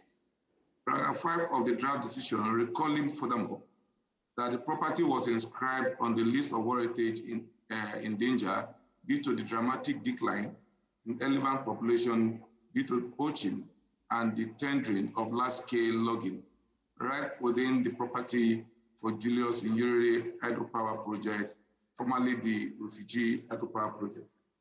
Mr. Chair, a case has been made in the IUCN analysis that poaching remains a critical problem within the Selous, so much that the elephant population has remained stagnant since the site was put on danger list in 2014. However, data provided in the same analysis show that the elephant population has gone up from 13,091 in 2013 to 15,500 in 2018, representing a fair increase of 18.4%. Indeed, the State Party State of Conservation report also shows that between the year 2018 and 2020, there has been no single elephant carcass encounter attributed to poaching within silos. This presents a clear testimony of the State Party in undertaking strong conserving measures within silos. Regrettably, however, such information is not reflected in the draft decision. We argue that such a strong spirit and practice by state parties in conserving what heritage sites should always be fully recognized rather than being downplayed. IUCN analysis also raised the issue of large-scale logging within silos. The fact, however, is that clearance will involve only 91,400 hectares, or roughly 1.8% of the entire 5,200,000 hectares reserve area. How much such a minor fraction of forest clearance has already irreversibly affected the OUVs of the properties needs a strong verification. Are we sincerely saying, for instance, that the remaining 98.2% of 5,108,600 hectares of the inter-silus wideness has no heritage values? Accordingly, the Nigerian delegation has submitted amendment to the draft decision in view of these reflections. Thank you, Mr. Chair. Thank you for your comment. Uganda, please. Uganda, please. Yeah. Thank you, Chair, for allowing me back on floor. Chair, the delegation of the Republic of Uganda carefully studied the analysis and drafted decision 44.7A.51 in respect to deletion of Selous Game Reserve from the World Heritage List. Unfortunately, Chair, my delegation has taken note of a number of several procedural flaws and lack of requisite data that are likely to mislead this committee in its discussion of this property. Chair, my delegation is reliably informed that the State Party of Tanzania was not formally consulted prior to the submission of this draft decision. This contravenes paragraph 174 and 194 of the operation guideline. Moreover, paragraph 191A, 176D, and 196 give clear guidance to be undertaken before a decision on a matter of such a nature is concluded by this committee. On the other hand, Chair, as raised by my colleague from Nigeria, whereas Selous Game Reserve covers 5.2 million hectares, here we are looking at only 1.8% of it being developed for hydropower production. The form in which the draft decision was presented by ICN has the implication that all the property attributes under criteria 9 and 10 have greatly been impacted, and the entire property has completely lost its credibility, thus justifying its deletion from the World Heritage list. My delegation is extremely concerned that ICN's adoption remains speculative without consideration of the remaining 98.2% of the critical habitat holding massive biodiversity of rare, endangered, and threatened species. My delegation therefore supposes that this honorable committee would be misguided into making an uninformed decision without adequate information. In this regard, the consideration of dialogues between advisory bodies and the State Party would be the best way to go to attain a win-win position in line with paragraph 176E of the operational guidelines. Chair, with the above in mind, my delegation therefore does not fully support the draft decision and has submitted several amendments to the effect. At a later stage, possibly, Chair, you will allow Tanzania to make more clarification and give a little bit of more information. I thank you, Chair. Thank you. Australia, please, you have the floor. Thank you, Mr. Chair. Salou is one of the largest protected areas in Africa. Australia considers the situation regarding this property to be very different from that of Liverpool. When the property was listed in 1982, the scale of the impacts from the construction of a dam in Stigler's Gorge were clearly unforeseen, even though construction of a dam was foreshadowed. The draft decision clearly states that the World Heritage Centre and IUCN consider that important biodiversity remains in the wider ecosystem, including the Salou-Niassa ecosystem. They have suggested that it may be appropriate for the state party, in consultation with IUCN and the World Heritage Centre and possibly with other states' parties, to consider the evaluation of these remaining areas with significant biodiversity with a view to developing a new World Heritage nomination. Our concern is that the remaining biodiversity values of the property will be seriously reduced in the time between the delisting of the property and the development of a new nomination under different criteria. We would like to reduce this risk of biodiversity loss by giving the state party time to explore with IUCN and the World Heritage Centre whether the biodiversity remaining in the wider Salou-Niassa ecosystem might be incorporated in a new World Heritage nomination before the current property is delisted. Thus, when the property is delisted, there would be a roadmap for the future. We therefore suggest it would be appropriate to retain the property on the endanger list, to give the state party time to invite IUCN and the World Heritage Centre to send a mission to verify the status of the property on the ground and suggest options for conserving the wider Salou-Niassa ecosystem. Consequently, we've drafted paragraphs for addition to the amendment proposed by the Uganda, which we would like the committee to consider. Thank you for your comment. Now, Ethiopia, please. Thank you very much, Chair. We go along with what was said by previous delegations who have expressed the view that delisting or deleting the Salou Game Reserve from the World Heritage List would be a serious and grave mistake. It is a grave mistake at two levels. It is a grave mistake because it tells many of us that development and heritage protection cannot go hand in hand. Specifically in a case where most, that was highlighted by many delegations, over 98% of the site remains as is. You cannot, in a vast area such as this one, tell a country not to undertake any development without ensuring the livelihood of its population. That is just not feasible. What we are here to do is to ensure a harmonious relationship between development and preservation. And that is possible because the overwhelming majority of the area is still maintains its OUV. So we don't understand the rush to judge and condemn a country that is seeking to develop its economy, develop the livelihood of its people while preserving its important natural site.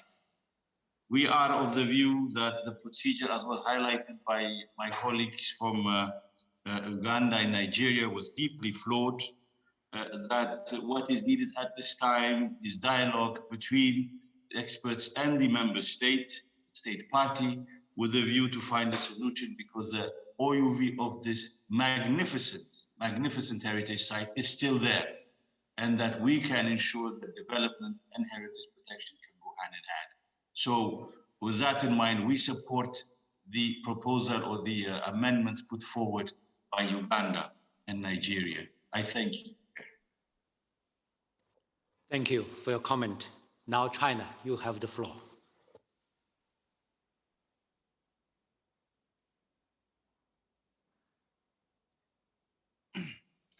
Oh.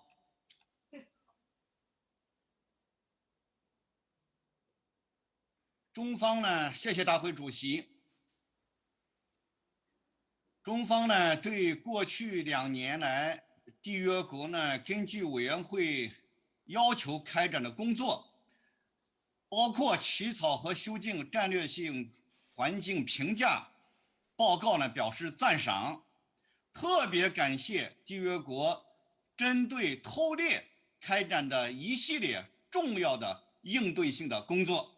我们高兴地了解到大象种群的数量正在增加。中方注意到 IUCN 认为遗产地标准9已经受到损害，标准10面临着一定的威胁。这也就是说，遗产地本身的突出普遍价值，特别是生物多样性价值依然存在。根据缔约国提供的报告，这个重要的遗产地的总面积达到了520万公顷，相当于瑞士的整个的国土面积。其中受到水坝建设影响的遗产地面积仅仅占到其中的1.8%。在这种情况下，尊敬的各位同事，假如委员会将这项面积广袤、保护物种繁多的遗产地除名，今后能够以什么样的方式继续促进其保护？失去了公约的保护以后，会不会出现其他开发的建设项目？与遗产地毗邻的莫桑比克尼亚萨禁猎区的生态系统会不会受到连带的影响？我们是应当继续推动保护，还是放弃保护这项遗产地？这是我们委员会必须慎重考虑的问题。主席先生，该遗产地是发展中国家在保护和发展之间寻求平衡的典型的案例。中方认为委员会应当从可持续的遗产保护目标出发，鼓励和帮助缔约国找到在保护和发展之间更加平衡的道路，而不是将项目除名。希望委员会充分考虑上述的这些因素。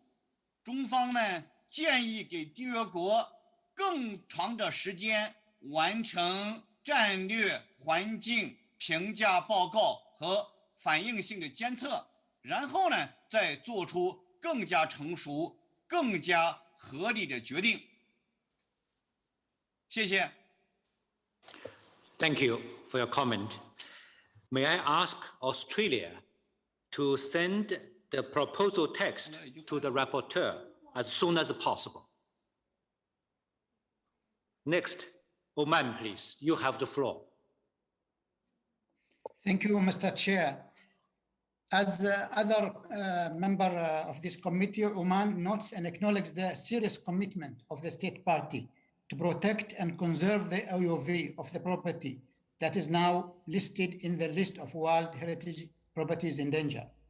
The state party, we believe, has responded convincingly and clearly to each of the concerns raised and has met most of its requirements in collaboration with all WHC and consultative bodies.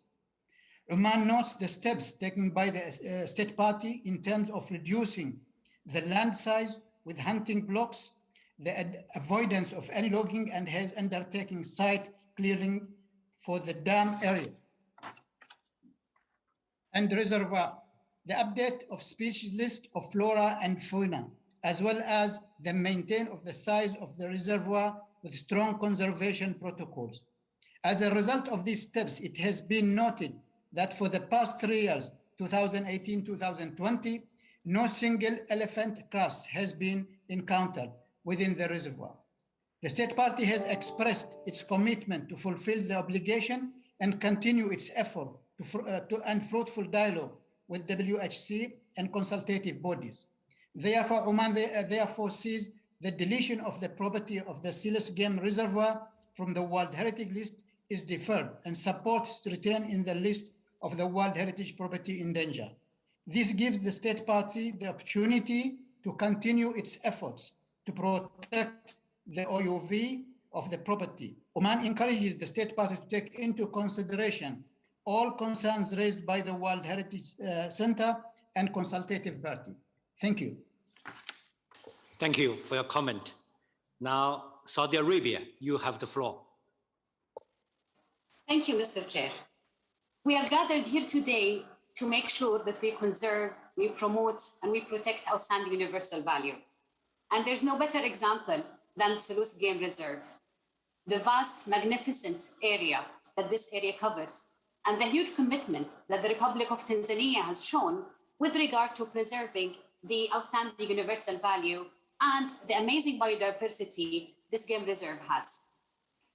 Speaking of developmental needs, and I would like to echo what my colleagues have said before, when we look at development, this site has been inscribed more than around 40 years ago. A lot of development has happened globally, a lot of changes, population changes, different needs that emerge across the globe. And with that emerged the Sustainable Development Agenda, which clearly indicates the interdependence and the interrelationship between these goals, and that we cannot cherry pick from Sustainable Development Goals.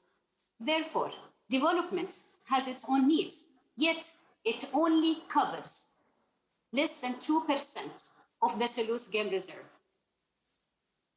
We are asked here to weigh the benefits and the cost, and therefore, given the outstanding universal value that the Selous Game Reserve still has and still owns, and the commitment of the United Republic of Tanzania, we suggest that the United Republic of Tanzania is given the chance to work with the World Heritage Center, with the advisory bodies, to further enhance the protection of this amazing game reserve. Thank you, Mr. Chair. Thank you for your comment. Now, South Africa, you have the floor. Thank you, Mr. Chairman, for giving me the floor again. South Africa does not support the draft decision for the site to be delisted. As confirmed by the IUCN in its technical review of 1982, Selous Game Reserve is one of Africa's largest protected areas with a core of more than 5 million hectares and a buffer zone of more than 21,000 hectares. South Africa considers any decision to delist Selous as disproportionate given the sheer size of the property versus the total area being impacted, which on a scale basis can be considered negligible. Chairperson, whilst acknowledging that poaching of elephants for their tusk is an issue of concern in Africa, the latest census data of 2018, as presented by Tanzania, indicates that the elephant population in Selous Game Reserve has increased by a total of more than 18%, from about 13,000 individuals to 15,000 individuals. Noting this, we commend the efforts made by Tanzania to ensure that the elephant population in Selous Game Reserve recovers. Additionally, the decision to build what is now called the Julius Nyerere Hydropower project was conceived and communicated to the World Heritage Committee at the time of its inscription in 1982. During that time, the IUCN evaluation team acknowledged that such a decision, I quote, will result into clearance of a small portion of vegetation, and that will cause insignificant effects on the ecosystem, close quote. Chairperson, more recently, the state party has undertaken a socio-economic assessment and environmental impact assessment using IUCN procedures and guidelines as requested by the committee during the 40th session. The recommendations of these studies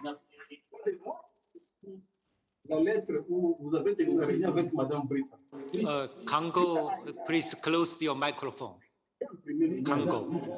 Congo, yeah, please close your microphone.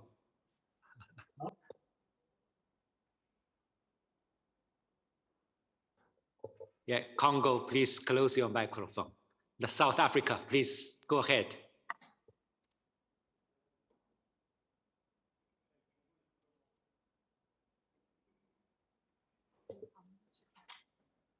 South Africa now. Yes. Yeah, okay. Yeah. Go ahead. Draft Decision 44.78.51 also makes reference to the tendering of large logging rights within the property for the Julius Nyerere Hydropower project. This is factually incorrect, since according to the state party, they only undertook site clearing for the dam and reservoir, accounting for 1.8% of the total reserve area. Finally, the draft decision mentions that additional planned and existing projects such as mining, hydropower projects, oil and gas exploration, and roads are planned inside the property.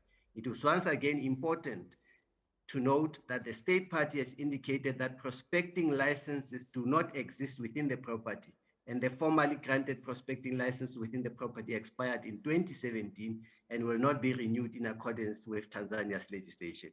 Noting the clarity as presented by the state party, South Africa is of the view that the Selous Game Reserve should be retained in the list of World Heritage in danger instead.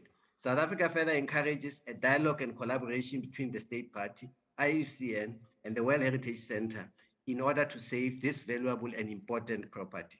In closing, Chairperson, South Africa is of the view that decisions of this committee should also take into consideration the efforts by developing nations to address the socio-economic challenges they are currently experiencing.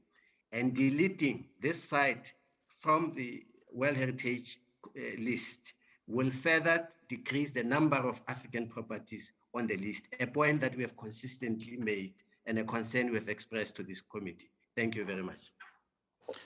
Thank you for your comment. Now, Brazil, you have the floor. Thank you, Mr. Chair. As we have mentioned before in our general intervention on item 7 of the agenda, and also yesterday, while discussing the proposal to remove the city of Liverpool from the World Heritage List, decisions with far-reaching or irreversible consequences should be avoided during the exceptional circumstances the whole world is facing today, without creating any precedent for the future sessions of the committee. This applies to the present case, which also touches on another issue that was put forth by Ethiopia, China, South Africa, Saudi Arabia, and other countries, including Brazil, and is being debated by this committee. The need to strike a balance between heritage conservation and development needs. Development without protection is compromised, but there can be no adequate protection without development. In this specific case, the hydropower projects under construction will impact a small portion of the sites, but the larger parts will maintain its original richness in terms of biodiversity and its OUV. This is a question that must be discussed in further depth, and we should not recommend the removal of this site from the list before additional debates by the committee, especially at the present time. Thank you very much, Mr. Chair. Thank you for your comment. Now, Egypt, you have the floor.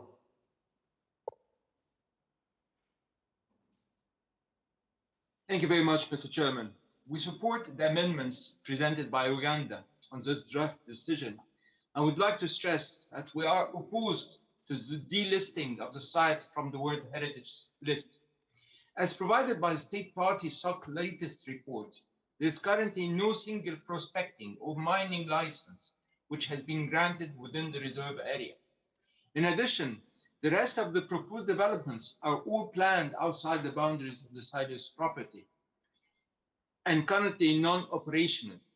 We do not see how this committee can proceed to conclude on the impacts of projects that have actually not commenced. Furthermore, the State Party of Tanzania has provided assurances that none of the above projects will go ahead without an environment and social impact assessment as required by Environmental Management Act of 2004 and in compliance with paragraph 118 of the operational guidelines. I thank you, Mr. Chairman. Thank you for your comment. Now, Hungary, you have the floor. Thank you, Mr. Chair. Hungary doesn't agree with the content of the draft decision for several reasons.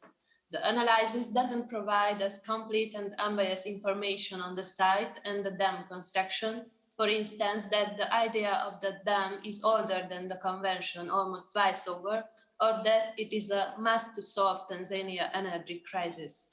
The analysis fares the present and to demonstrate the scale and exact ratio of the area of the interventions compared to the total area of the property, only 1.8% is affected. The construction might be huge, yet is tiny compared to the whole site. Hungary also missed the participation of an on-ground African expert who could find insightful balance between the OUV and the rightful need for the development in Tanzania. Amongst these difficult and extraordinary circumstances due to COVID-19 pandemic, the committee should not make such irreversible decisions as deletion. To conclude, Hungary would retain Salus Game Reserve property on the list of World Heritage in Danger and would ask the state party to invite a reactive monitoring mission along with African experts to find out a creative, suitable solution for both the conservation of the OUV and the rightful development of Tanzania. Thank you. Thank you for your comment. Now, Russia, you have the floor.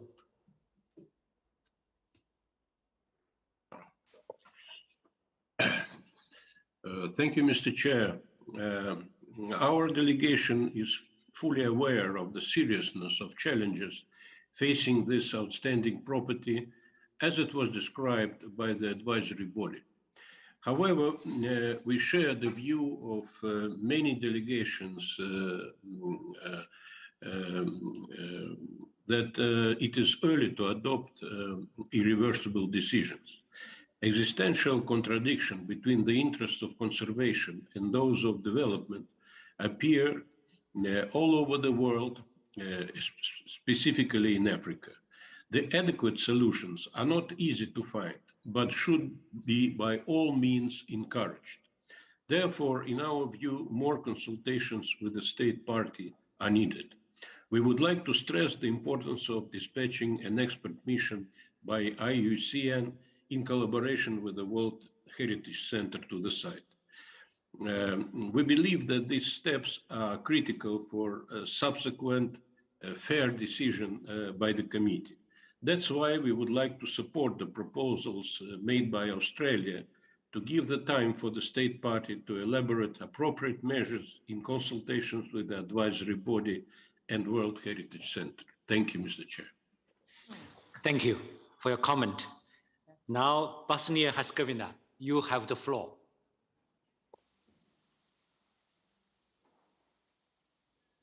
Merci, Monsieur le Président.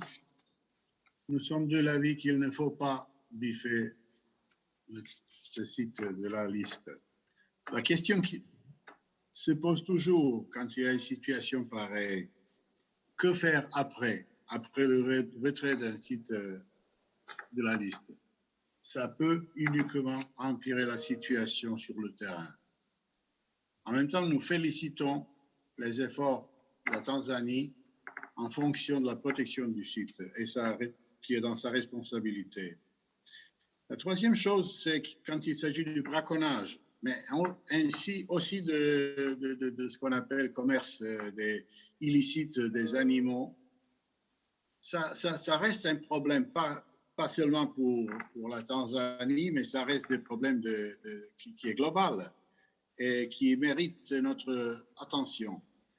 Dans ce sens, je veux féliciter tout d'abord ceux qui sont sur la première ligne de la défense de ces animaux, de ces biens, à savoir les gens qui risquent, qui au péril de leur vie se confrontent sur le terrain. Et je répète notre opinion, ne pas biffer sur cette site et supporter la décision qui est donnée, la proposition de l'Australie et des autres pays membres du comité d'encourager la Tanzanie, c'est les efforts ultérieurs dans le même sens. Je vous remercie. Thank you for your comment. Now, Bahrain, you have the floor.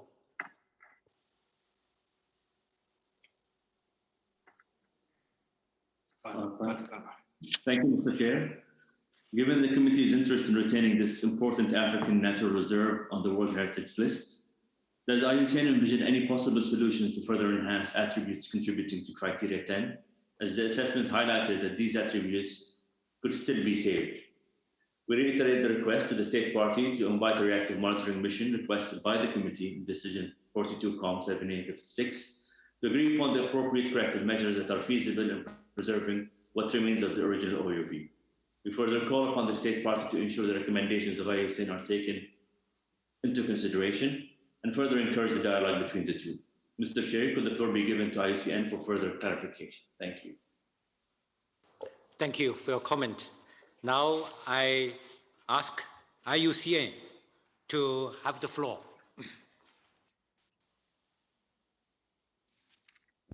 Thank you, Mr. Chair, and thank you for the comments from all of the committee members. If I may respond to those, including the question from Bahrain.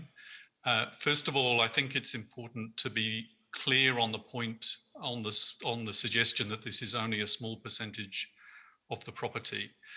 Indeed, Salou is a very large property, and indeed it is a large and undisturbed wilderness area in the current state, or at least the state before the construction of the reservoir advanced. And that is one of the most important justifications for its inscription on the World Heritage List. But firstly, the dam footprint within this area will be exceptionally large. This is a 130-meter high dam that will create a reservoir of over 12 kilometers in width and over 100 kilometers in length, and 125,000 hectares inundated. But the footprint itself is connected to the need for a large amount of supporting infrastructure, roads and transmission lines. And so the reservoir itself is not the only impact. And we need to also recall that this is a location for the reservoir really in the center, in the heart of the reserve area as it is currently listed. And so these are amongst the first reasons why the undisturbed wilderness is going to be directly and permanently lost in the way it has been included on the World Heritage List. But it's also important to stress that the impact of the dam goes well beyond its physical footprint. With river diversion in place, the river system will be substantively altered, and this will also result in many downstream impacts, including parts of the ecosystem that have sustained world-famous aggregations of wildlife in the northern part of the property, and this is another irreversible change. And the dam will alter the seasonal variation in the river flow, water chemistry, turbidity, sediment loads, and a complex interaction with the riparian systems downstream as well. These are also different times than the 1980s when the site was listed. Firstly, I think it's important to note that these impacts are on top of what was the decline in wildlife that was the reason for the site being listed as in danger, with, for instance, a quarter of the buffalo numbers that were there at the time of inscription, perhaps 20% of the number of elephant and black rhino declining from 2000 to numbers of less than 20.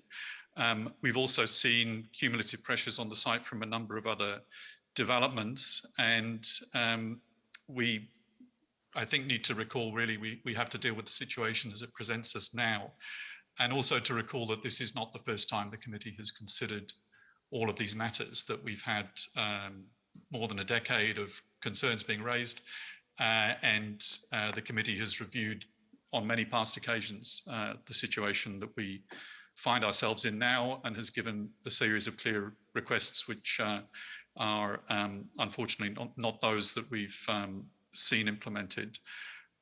In terms of dialogue, I think, yes, it's clearly important that we keep dialogue in any circumstance on the issues that are raised. Obviously, the largest opportunity for that over the last 3 years would have been the reactive monitoring mission that had been requested by the committee, but unfortunately has not been requested to take place, Mr. Chair. And I think in terms of the question from Bahrain, well, it's really difficult to see how the implementation of this property assists the recovery of wildlife populations. We have seen at least stabilization and possibly the signs of recovery in the elephant population, but as we know, a number of the impacts are not certain, and there are definitely concerns that the location of the dam directly results in impacts on wildlife. So not only is the impact on criterion 9, but also on superimposes on the major impacts that we've seen on the OUV under criterion 10, Mr. Chair. I believe I've covered the main points that were raised by committee members. If there are other questions, I'll be happy to address them. Thank you, Mr. Chair. I believe the World Heritage Centre also had some points that they may wish to reply to if you are so minded. Thank you. Okay, please. Thank you, Mr. Chair. Perhaps to the question raised by Uganda on the procedure, I can inform you that there was a meeting with the State Party on the 18th of June.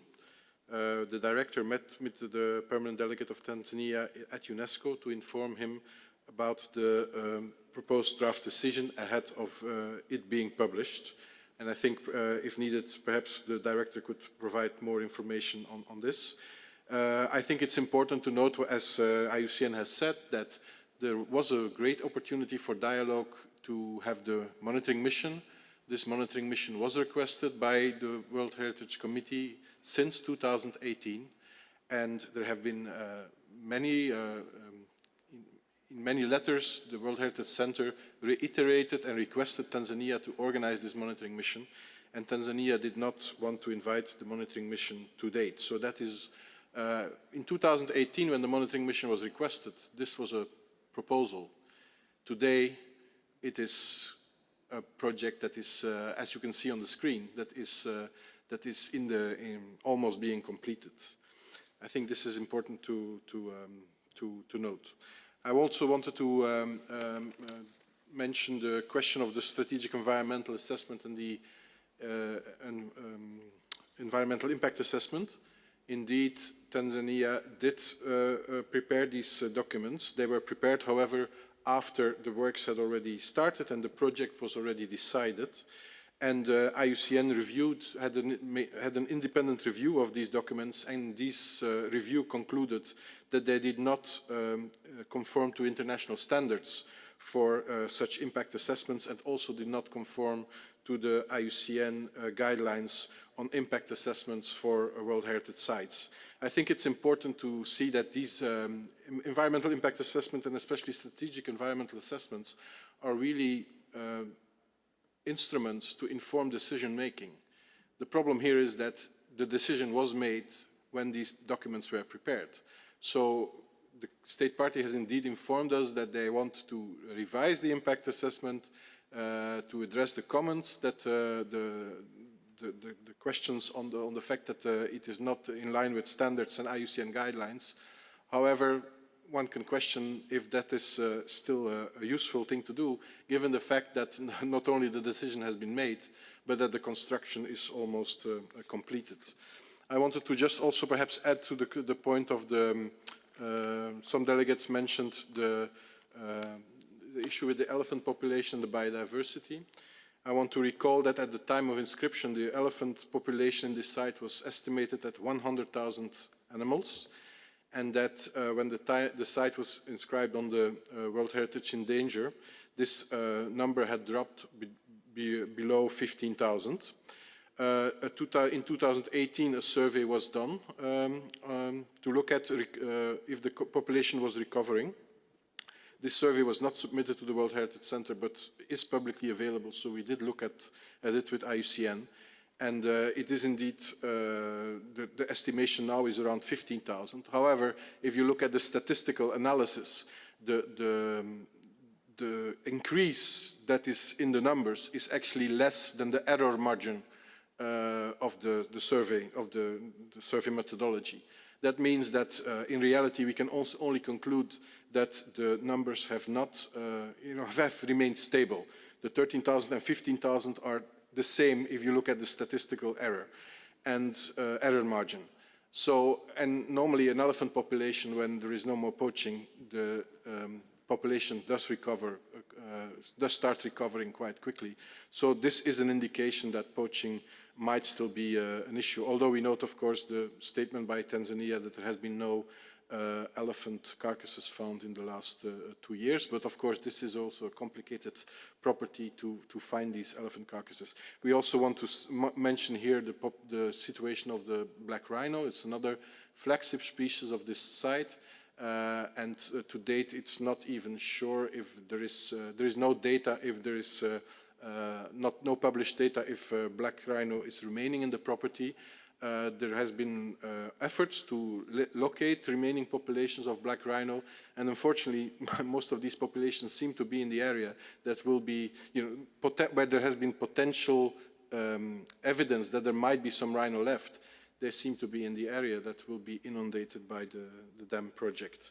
I think these are the main points I wanted to cover. Perhaps just on the point of the question of development and conservation and the need to balance. Of course, this is an important topic in the convention, as we all know. At the same time, I think it is important that development should not go ahead or should not go ahead in a way that it impacts the outstanding universal value.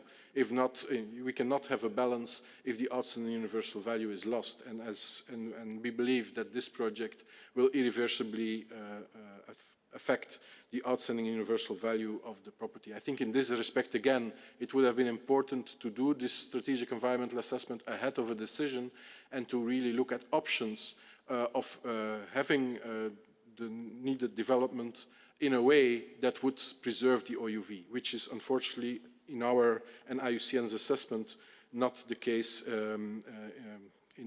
with the current development project. Thank you.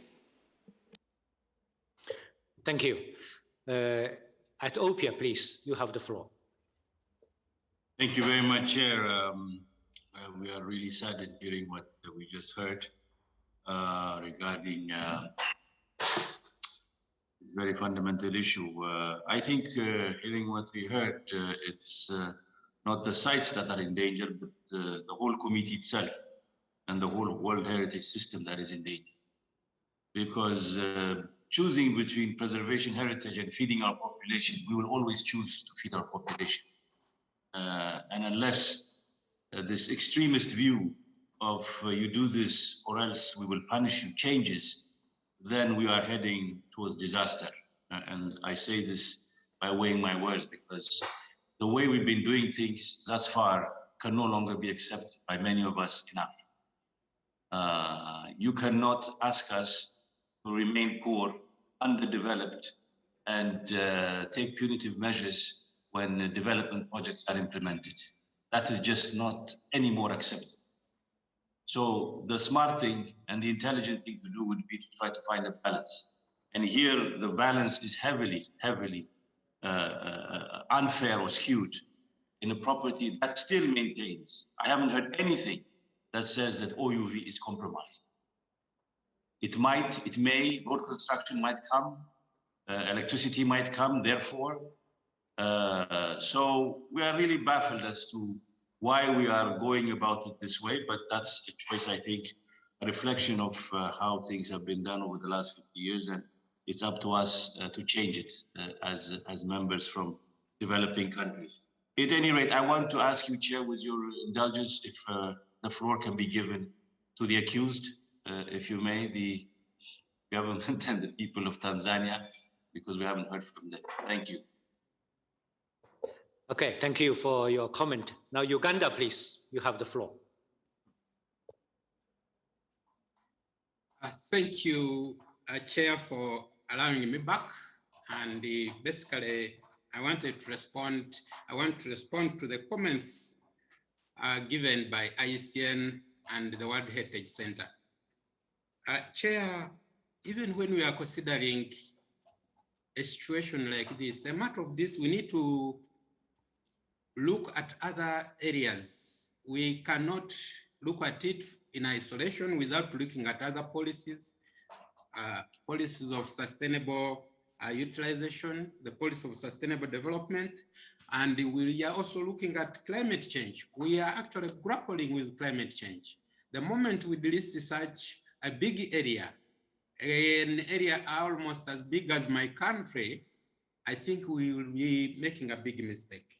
Chair, on the other side of the river system, an area that was raised by ICN, I think ICN needs to know that under criteria 9, we still have other rivers that are flowing through Selu and are providing the same criteria.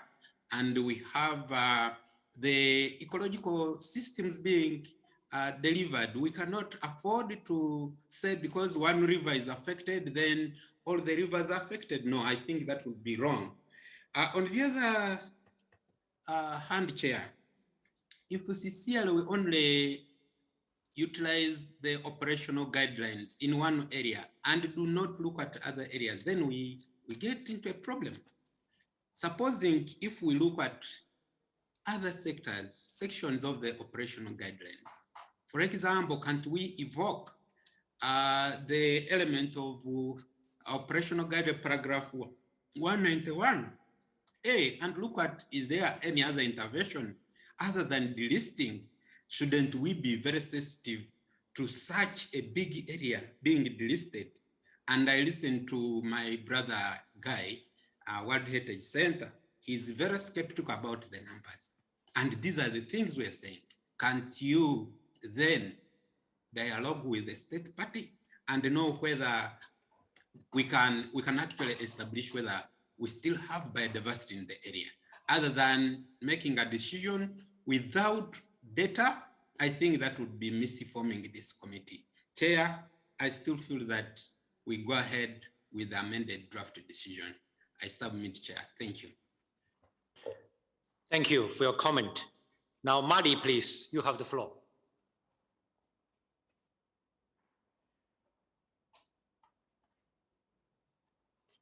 Microphone problem? Microphone, yeah. Excusez-moi, Monsieur le Président. Monsieur le Président, à ce stade, nous exhortons le Comité du patrimoine mondial à travailler en étroite collaboration avec l'État partie et à étendre sa pleine coopération et son soutien afin de trouver une approche commune en vue de relever les défis de l'équilibre entre la conservation des sites du patrimoine mondial et le développement durable. Cela fonctionnera non seulement pour l'État partie de Tanzanie, mais aussi pour la plupart des pays en développement pour mettre en œuvre des projets visant à stimuler la croissance économique et le développement conformément à l'agenda 2030 collectif des Nations Unies pour le développement durable. Nous rejoignons alors d'autres délégations pour dire que cela serait une erreur de retirer à ce stade le site de Selu de la liste du patrimoine mondial. Merci, Monsieur le Président. Thank you for your comment. Now, Guatemala, please, you have the floor. Gracias, señor presidente, por cederme nuevamente la palabra. Por supuesto que Guatemala reconoce la urgente necesidad de proteger una mayor cantidad de espacios naturales a través de diferentes mecanismos, como la creación de áreas protegidas, el uso sostenible de los recursos naturales, así como la restauración de las áreas ambientalmente degradadas. Todo esto con el fin de mejorar la conservación de la biodiversidad, la conectividad ecológica, los servicios ambientales y la reducción de los efectos del cambio climático.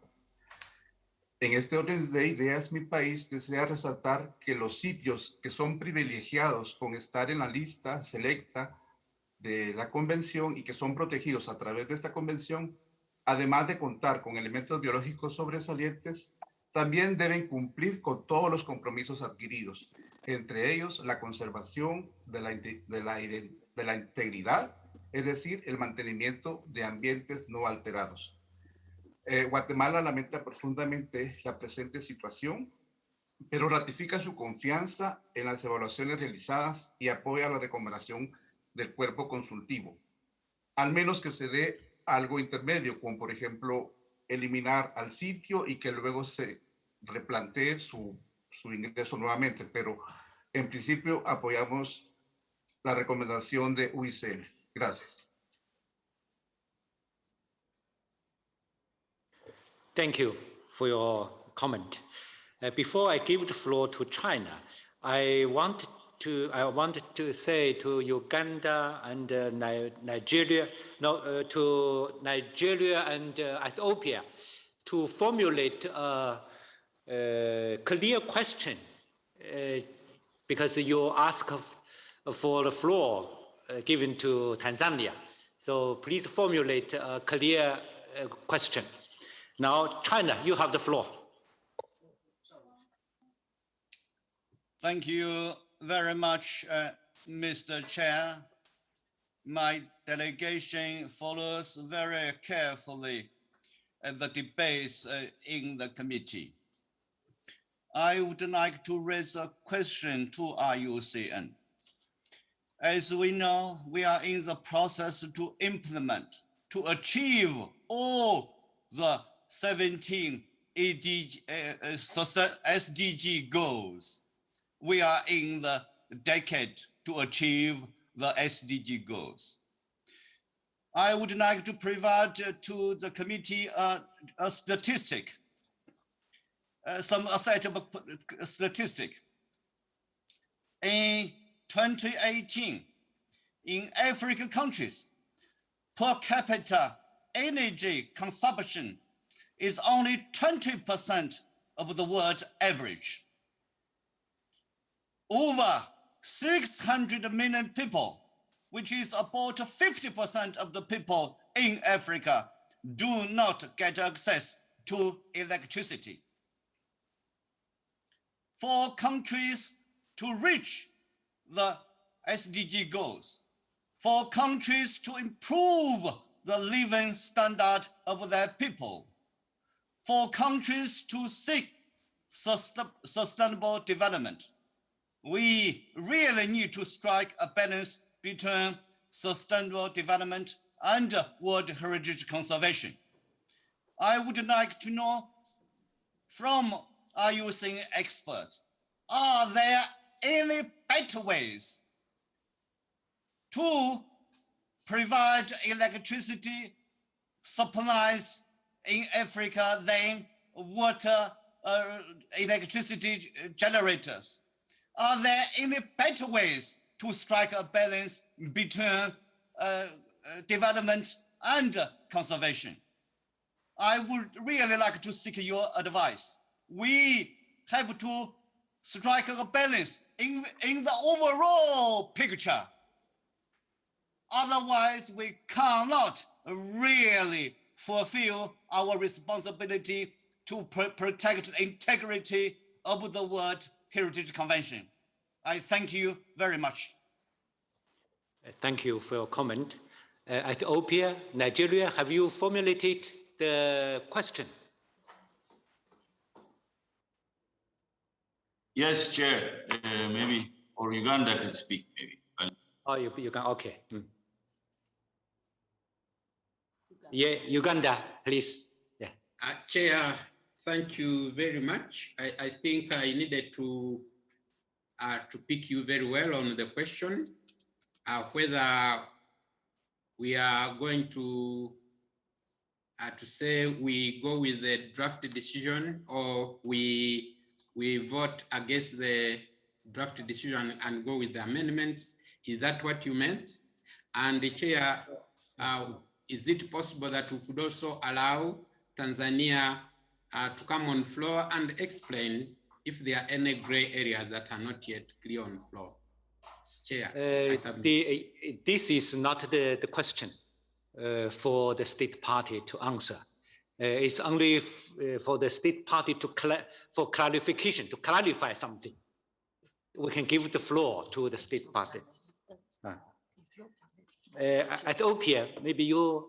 Yes, thank you very much, Chair. My preliminary first two questions would be to the delegation of Tanzania and their experts. One, I know that due to the pandemic, a field mission could not be undertaken, and I understand that the country was hit very, very, very hard, on one of the hardest hits on the continent. But will they be willing to accommodate a field evaluation mission by the experts? That's the first question in 2021. Second is how do they plan to, maybe succinctly to tell us, how do they plan to maintain the OUV over the 98% of that beautiful heritage site in Selous? Thank you, Chair. Okay, thank you. Now I give the floor to Tanzania for a brief answering the question. Okay, thank you very much, Chair. Let me first thank everybody for participating in this active discussion. And we are very much pleased to see that most members of the Commission understand our situation and they are sympathizing with what is going on, especially the decision that is being proposed by IUCN and the World Heritage Site. I wish to reiterate that Tanzania is ready to cooperate with the reactive mission to collect facts on the ground so that all misinformations that have been reflected by IUCN and the World Heritage Center are normalized. We see a lot of flaws, both in terms of procedures and in terms of the context of the substance of the matter. So yes, I would say that we are ready to collaborate. We understand that the situation is currently challenging, but we will liaise and see how best we can accommodate them at the right time. In terms of managing biodiversity in the remaining 88% of Selous, I want to assure you that we are now finalizing a general management plan for the area, and all these issues that have been raised by some members have been taken on board. So there should be no worry at all that we are ignoring the area simply because there is a big project going on. Now, having responded to those two questions, let me also reaffirm that the subject of the construction of Julius Nyerere Hydropower Dam within Selous Game Reserve World Heritage Site has already attracted several decisions by the World Heritage Committee since 2017. So this issue is not new, but rather I think sometimes we are going back unnecessarily, opening up discussions which have already been closed. Taken together, the previous discussions have rekindled a positive spirit by the World Heritage community towards sustaining the environmental safeguards for this beautiful site. Tanzania would like to reaffirm its full collaboration and support towards this direction. And I want to assure you that Tanzania is among the very few countries that have dedicated more than 1/3 of its entire country for biodiversity conservation. So there is no way we can jeopardize the survival of Selous by not taking the necessary measures to take all precautions in order to ensure that the project is implemented in a sustainable manner. We have considered with keen interest the draft decision 44, COM7A.71 on Selous Game Reserve World Heritage Site. And we would like to register our sincere reservations on its contents. The decision states that this property has already irreversibly lost its outstanding unique values and integrity. I remind you that just answer the questions. I think I've already answered the questions, but we are ready to collaborate. Yeah, yes, that's okay, yeah. Okay, now. Yeah. And that we are taking all necessary precautions to ensure that biodiversity is well managed in the remaining part of Salonga. Okay, thank you. Now I give the floor to Nigeria. You have the floor. I'm sorry, it's a mistake. That's a mistake. We'll take you in again. Like you rightly asked, what is the question? The question is one, to suspend deleting of the site, and two, like Tanzania just submitted, they said they will be open to work with return to site for update on the situation of ground. I think this is just the two positions that we're pushing. Thank you, Mr. Chair. I think they have already answered the questions.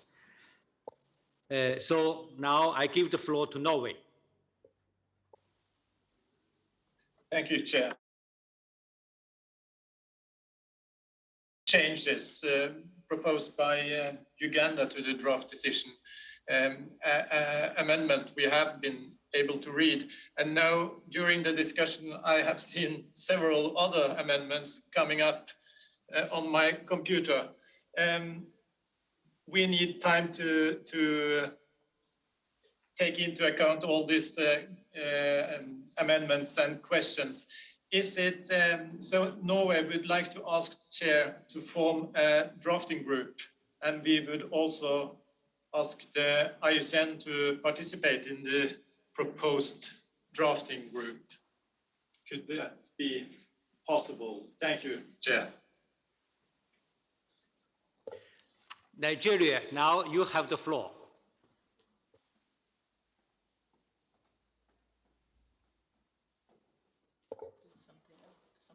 Nigeria, now you have the floor.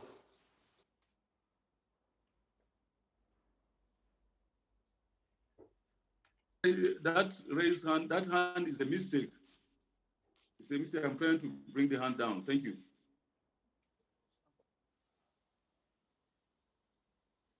Now I give the floor to IUCN.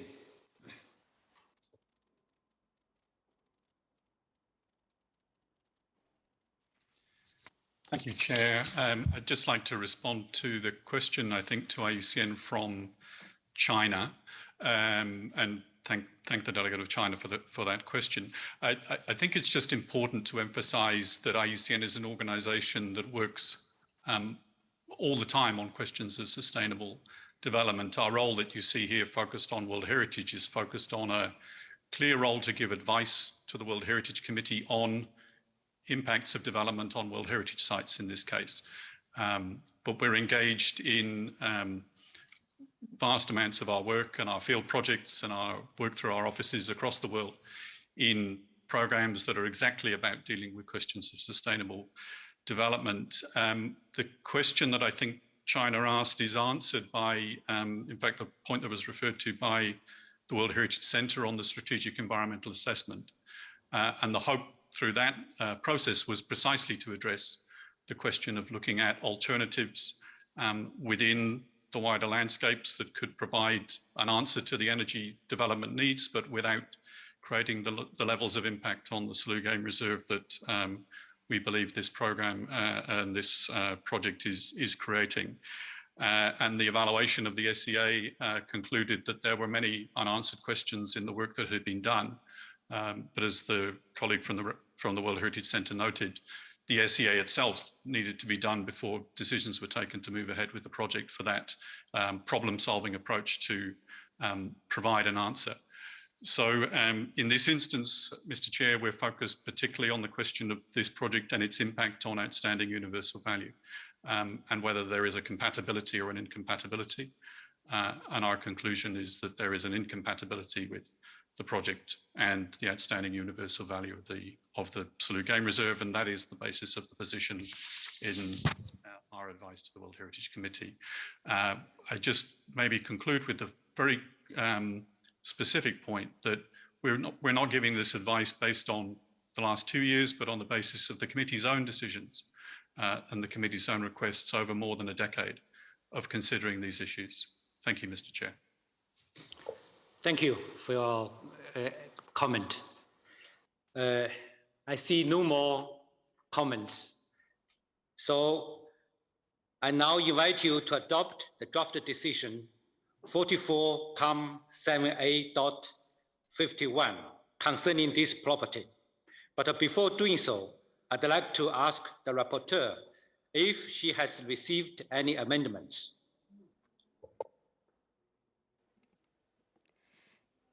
Thank you, Mr. Chair. We have received 2 amendments from Uganda and Australia, but before going into details, distinguished delegates of Norway asked to create a drafting group, so perhaps you would like to reply to that. Thank you. Yeah. I think all of us have noticed that as most of the committee members prefer to going through the draft decision, we will proceed then.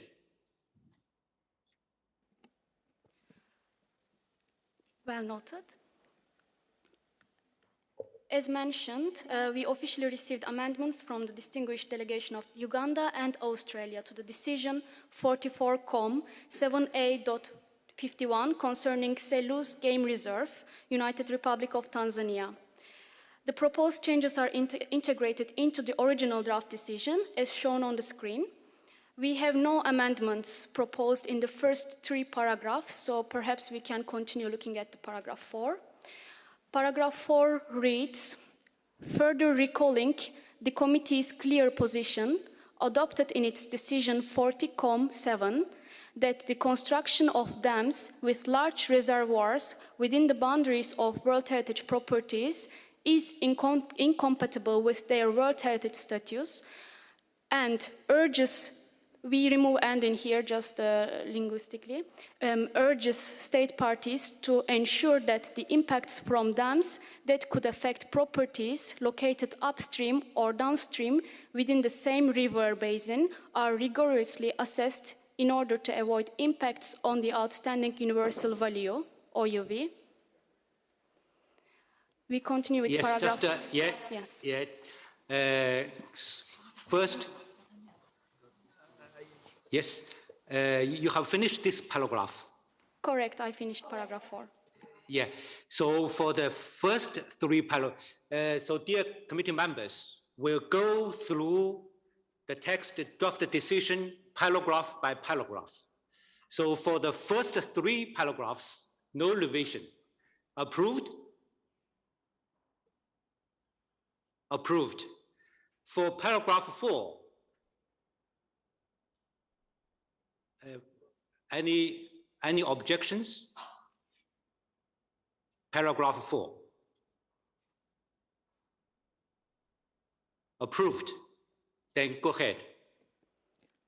Paragraph 5 reads, recalling furthermore that the property was inscribed on the list of World Heritage in danger due to the dramatic decline in elephant population due to poaching and site clearance of about 1.8% of the 5.2 million hectare area of the property for the purpose of constructing the Julius Nyerere Hydropower project, in brackets J and HPP, formerly the Refugee Hydropower project.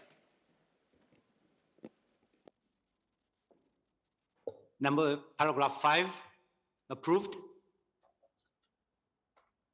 Approved. Paragraph 6. Go ahead. Yeah, paragraph 6.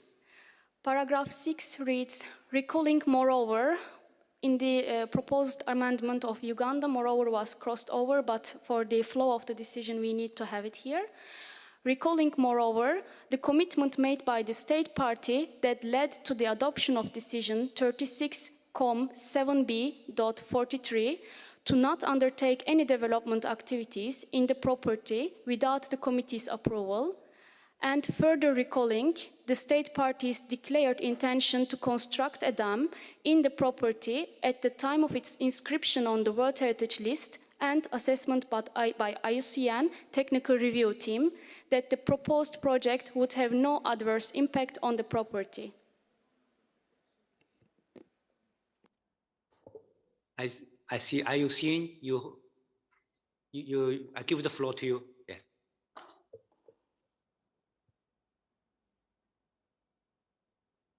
Thank you, Chair. I think as this names IUCN, it is appropriate if you agree to just make comment. I think there are two comments to make here. I think as drafted, this is a factually incorrect statement. Firstly, the proposed project in this form did not exist in 1982, but also you've heard the opinion of IUCN recorded, and clearly our assessment is not that this would have no adverse impact on the property. Thank you, Mr. Chair. Okay, thank you. Now for paragraph 6, approved. Norway, you have the floor. Thank you, Chair. Norway would like to delete the text added from Uganda.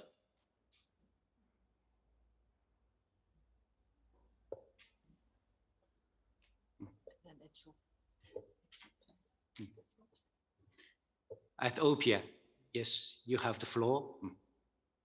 Thank you very much, Chair. We want to see this paragraph maintained, and if IUCN or other delegations have issues, maybe we can agree on the facts. The facts as we know them is that when this site was described, that is in 1982, the committee was informed that there would be development projects, and in particular, the construction of a dam. Now, whether they were not aware of the scale, of the nature, that could be debated. What cannot be debated as a matter of historical fact is that when this inscription was made in 1982, the committee and the experts were fully aware that there was a development project was planned, and in particular, the Sealess Dam construction project was in the pipeline. So this would not be correct to say that there was no project envisaged. If the experts are not comfortable with the language can be changed. But this idea that there was no project planned is not correct, historically wrong. Thank you. Uganda, you have the floor. Thank you, Chair. Basically, during our review, we took note of a number of texts that actually were recorded by IUCN. I'm surprised that IUCN is denying the very text that they wrote. For example, I will quote.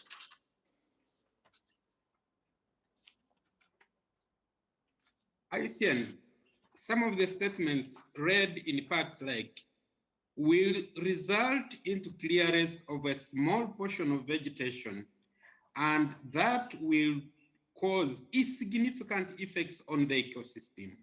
And the other statement, in parts, I quote, but this would affect a relatively small part of the reserve and should not be a matter of serious concern unless if the reservoir draws a large number of settlers. These are on record. And so that's the basis for us to have put this on record, that actually before this site was put on the list of heritage in danger, the state part had already notified ours, and IUCN had accepted that yes, this was a small area to impact the entire Selous Game Reserve.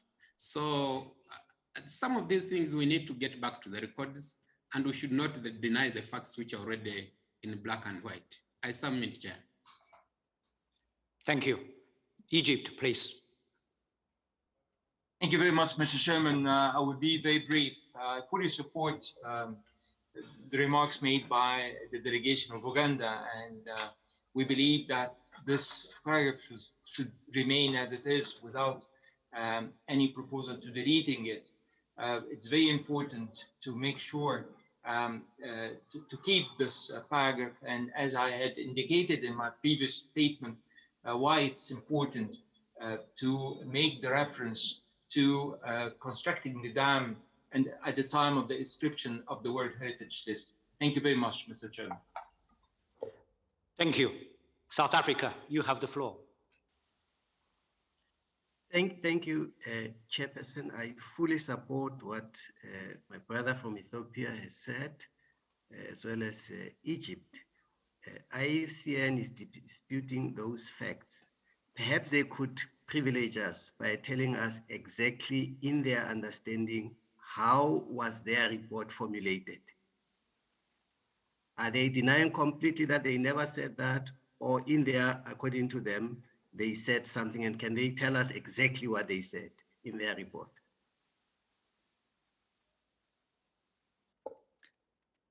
Nigeria, you have the floor. Thank you, Mr. Chair. Just in line with the last submission, I want to totally support the submission of Ethiopia and Uganda, and to probably ask IUCN to check their record. Possibly it's an oversight from their side, but it has to be mentioned in the text that it was part of the initial document. Thank you, Mr. Chair. Thank you for your comment. Australia, please. Thank you, Mr. Chair. We are thinking about proposing some amendments to the text that could perhaps resolve this tension, in that maybe the line could read after the assessment by the IUCN technical team, it could then say that the project proposed at the time would have, and I'm quoting here from the IUCN assessment at the time, which said that it would only affect only a relatively small part of the reserve and should not be a matter of serious concern unless the reservoir draws in large numbers of settlers. And that's the direct quote.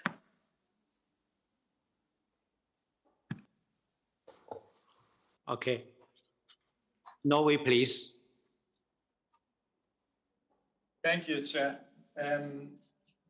We have a more recent decision made by the committee in Baku, and it's para 6 in 43.7a16 that reads, considers that the deforestation and other cumulative damage to such a large area within the property would likely lead to irreversible damage to its OUV and hence fulfill the conditions for deletion of the property from the World Heritage List. And I think it's important to bear in mind this decision when we are going through these amendments, and that's our concern. And advice from IUCN in 1982. Yeah, that's something, but a committee decision taken in Baku is important to remember. Thank you. Yes. To this amendment, to Australian amendment, any objections?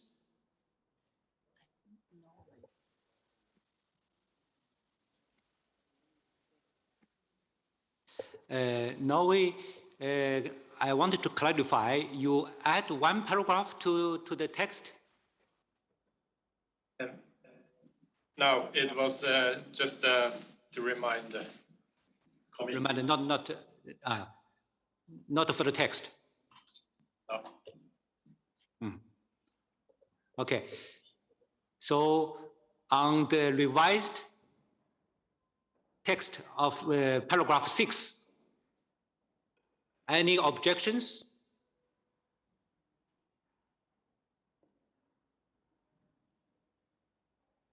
No? The rapporteur needs to look into it. Yeah, the rapporteur, yeah. Mr. Chair, if I may ask distinguished delegates of Australia to just dictate the text they wish to see in the decision, please. It would help. It said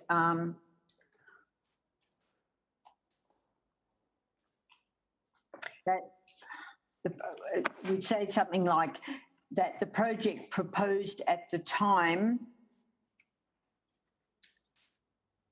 would affect only a relatively small part of the reserve and should not be a matter of serious concern Can unless the reservoir... Slow down. Pardon? Slow down. They got it? Should not be a matter of serious concern. Wait. Unless the reservoir draws in large numbers of settlers.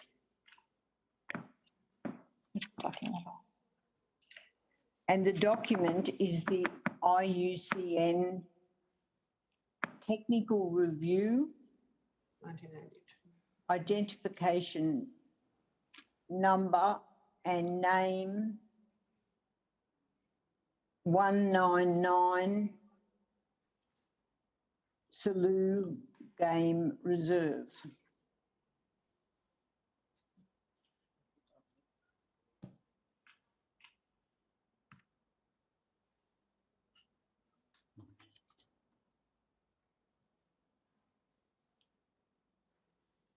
Yeah, Bahrain, please, you have the floor.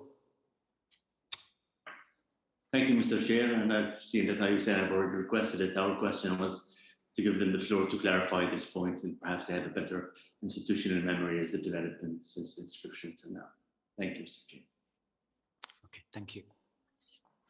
IUCN, please. Thank you, Chair. If the intention is to communicate the review at the time, then I understand the intention of the paragraph differently to how it was drafted.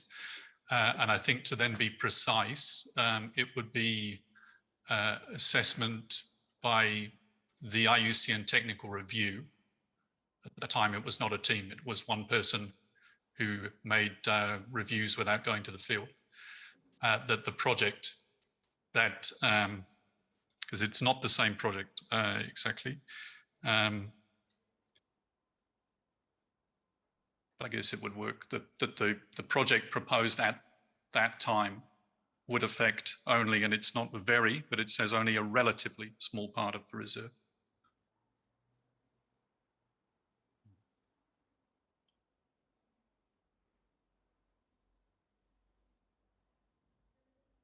And should not be a matter of serious concern unless the reservoir draws in large numbers of settlers.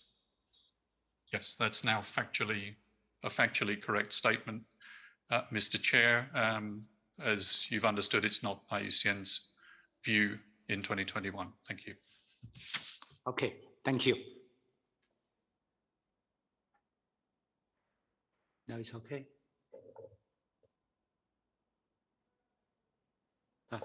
Mr. Rapporteur, the text of paragraph 6 is okay now? Shall we just read the amended part just for the clarity? Yes. I'm just adding the new part. I'm just reading the new part. And Yes. further recalling the state parties' declared intention to construct a dam in the property at the time of its inscription on the World Heritage List and assessment by the IUCN Technical Review in brackets number 199 Selous Game Reserve, that the project proposed at that time would affect only a relatively small part of the reserve and should not be a matter of serious concern. Yes. Excuse me, the text disappear. Text disappear. Yeah, okay, okay. Now Shall it's I okay. Continue? Yeah, go ahead. Okay. In brackets number 199, Selous Game Reserve, that the project proposed at that time would affect only a relatively small part of the reserve and should not be a matter of serious concern unless the reservoir draws in large numbers of settlers. This is the final text, Mr. Chair. Okay. Any objections to this text? Paragraph 6.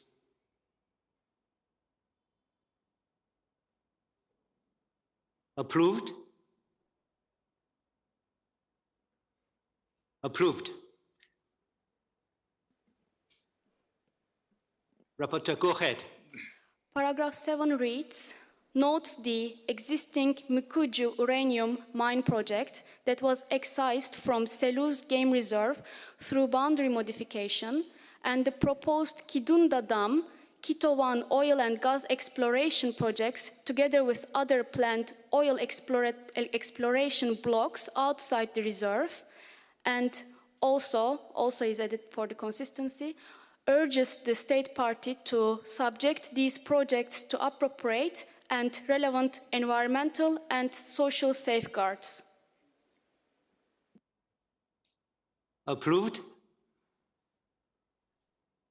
Norway, please. Thank you, Chair. Norway would like the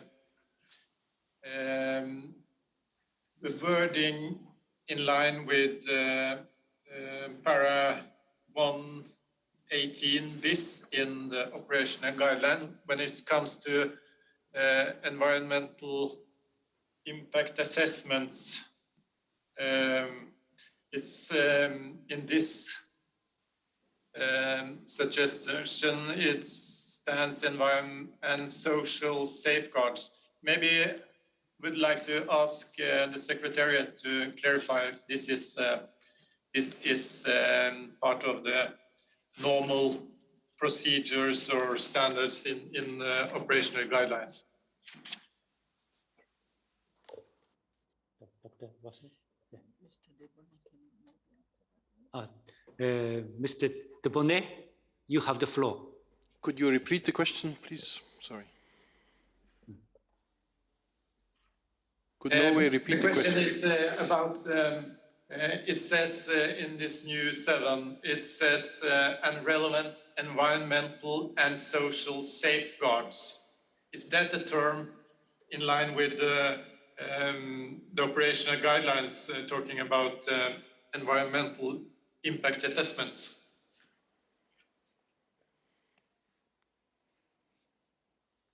I think this question should be answered by somebody who deals with the operational guidelines. But the best would be to refer directly perhaps to the relevant paragraph.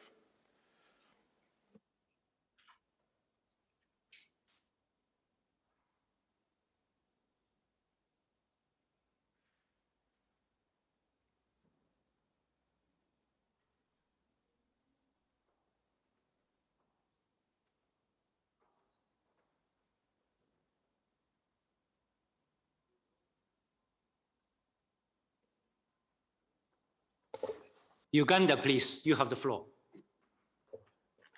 Thank you, Chair. Basically what we want, our delegation wants to imply in this paragraph is to reiterate the need for the state party to assure that the social and environmental impact assessments are subjected to this project, including other areas which are outside the reserve. In fact, we need to have a social and Asia, something that like goes beyond the property in order for us to understand the cumulative impact of all these projects which are being developed. And so in this, therefore, if Norway thinks we have not captured all the information adequately or possibly we have used a statement that doesn't adequately cover what I have explained, then I give them the floor to put it better. I submit, Chair. Thank you. Now I can invite Dr. Rossler to give the floor to Dr. Rossler. Yeah. Thank you very much, Mr. Chair, and thanks to all the comments. So I think it would be best to refer to the relevant paragraphs of the operational guidelines. So you could add in line with paragraph 118 bis of the operational guidelines, which clearly states that state parties shall ensure that environmental impact assessments, heritage impact assessments, and/or strategic environmental assessments be carried out as a prerequisite for development projects and activities that are planned for implementation within or around a World Heritage property. These assessments should serve to identify development alternatives as well as both potential positive and negative impacts on the outstanding universal value of the property and to recommend mitigation measures against degradation or other negative impacts on the cultural or natural heritage within the property or its wider setting. This will ensure the long-term safeguarding of the outstanding universal value and the strengthening of heritage resilience to disasters and climate change. So if you refer just to the paragraph 118 bis, I think that will do it. Thank you. Norway, it's okay for you? Thank you, that's fine. Okay, approved? Dear colleagues, approved? Okay, approved.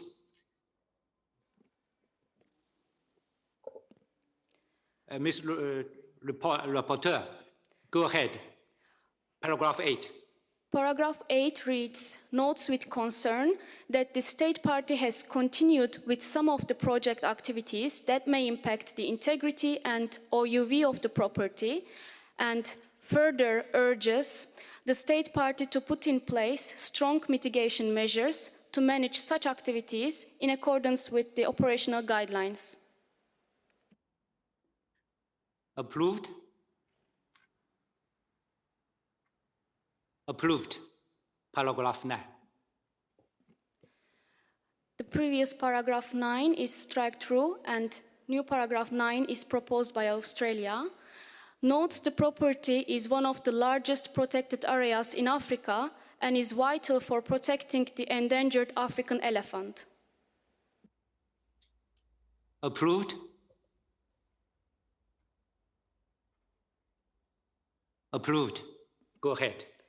New paragraph 10 reads, recommends that despite the potential impacts of the construction of the Julius Nyerere hydropower project, the state party takes note that the World Heritage Center and IUCN consider that important biodiversity could remain in the wider Selous-Niassa ecosystem, and the heritage status of this property could be re-evaluated with the option of developing a new World Heritage nomination. Approved? Approved. Go ahead.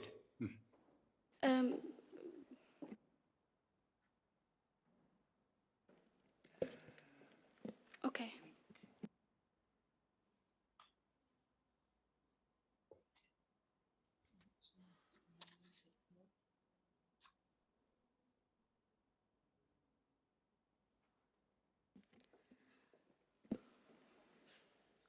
Shall we continue, Mr. Chair? Yes, go ahead. New paragraph 11 reads, requests the state party to invite, to be consistent with the other texts, Mr. Chair, we will have a minor modification, requests the state party to invite World Heritage Center / IUCN. Okay, request the state party to invite a joint World Heritage Center / IUCN reactive monitoring mission.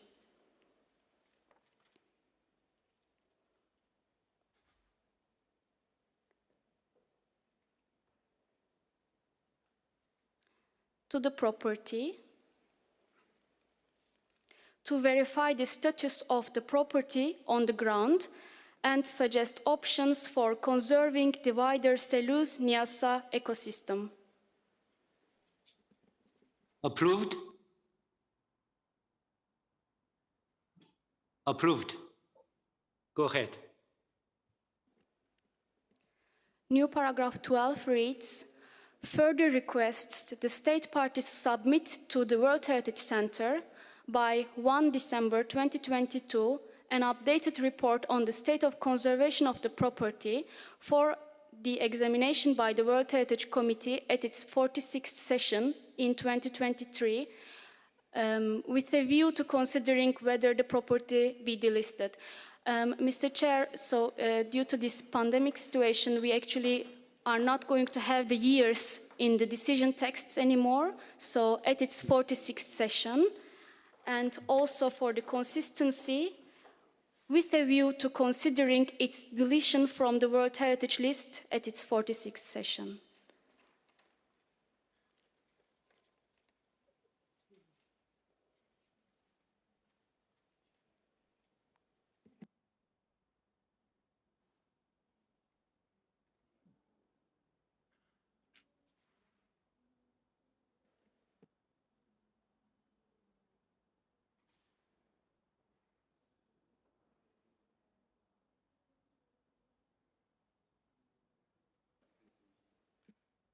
We have a clarification in here, Mr. Chair. Yes.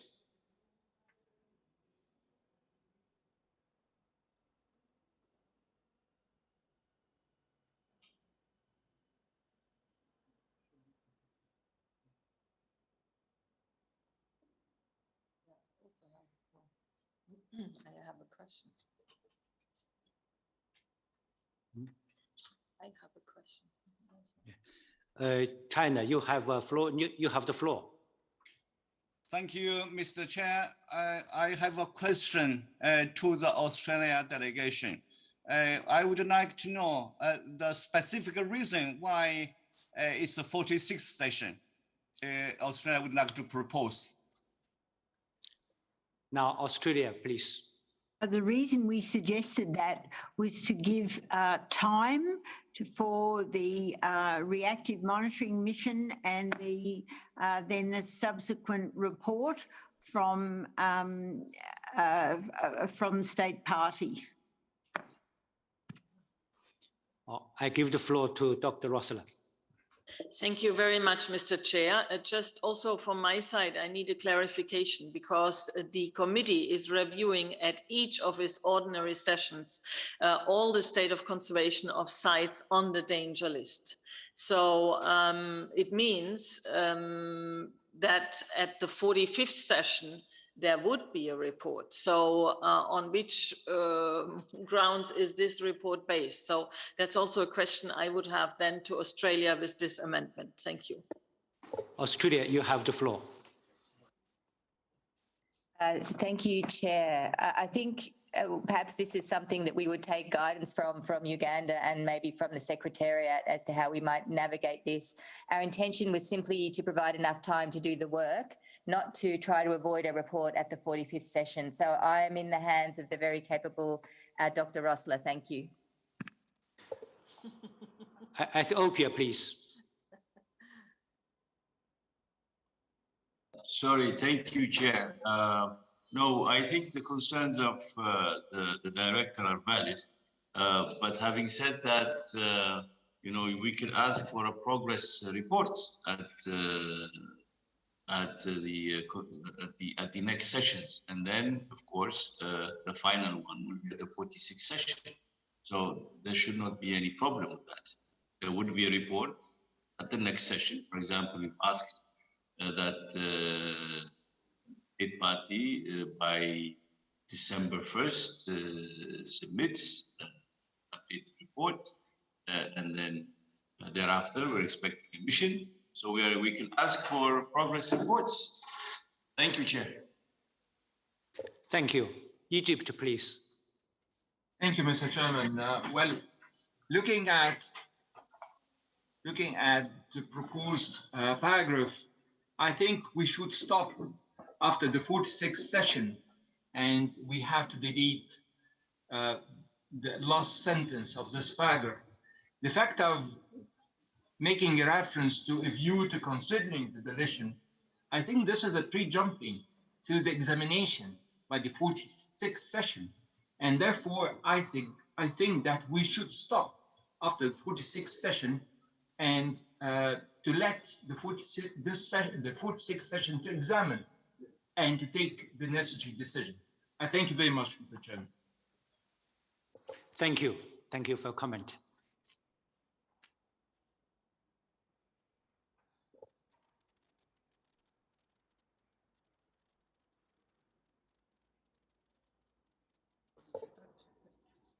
Yeah, Dr. Rosala, you have the floor. Thank you very much. I have carefully listened to the statement of Ethiopia. So the paragraph 190 clearly says the annual review of state of conservation. So with the permission of the delegate of Ethiopia, so we could say further request the state party to submit a progress report by 1st February 22. Etc. So I leave this to the rapporteur so that it's aligned with the operational guidelines. Thank you. So is it okay with the members, the committee members, this proposal? Is it okay? Yeah.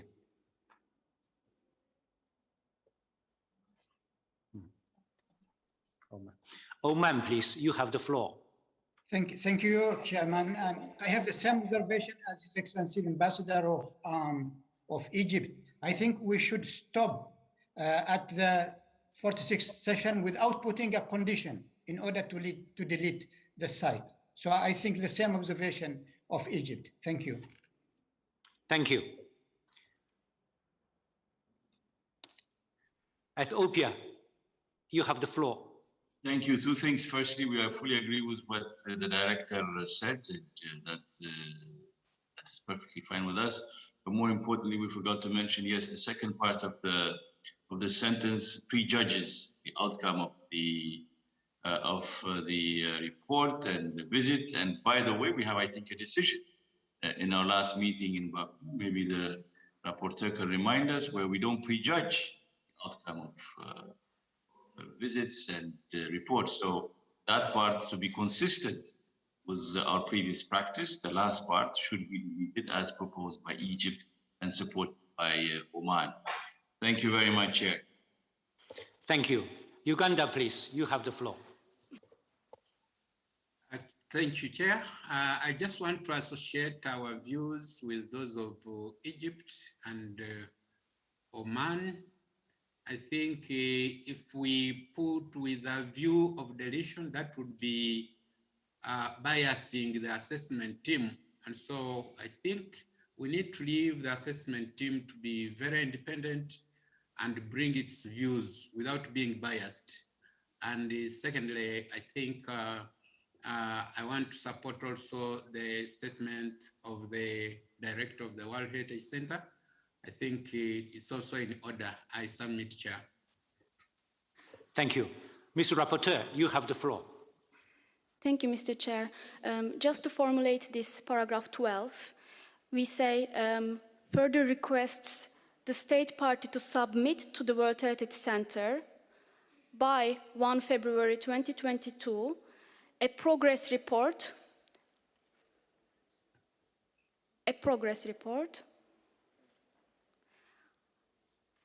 and by 1 December 2022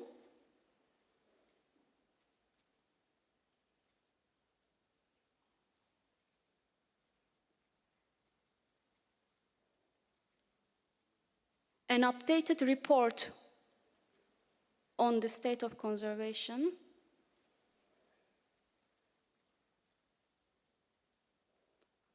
of the property for examination by the World Heritage Committee at its 46th session. And in response to the question of distinguished delegation of Ethiopia, the continuation text is taken from a previous decision, so this is a text that was used before, just to clarify, that continues with a view to considering its deletion from the World Heritage List at its 46th session. Thank you, Mr. Chair. Okay, thank you. China, you have the floor. Thank you, Mr. Chair. My delegation supports the amendment raised by Egypt and seconded by Oman, Ethiopia, Uganda.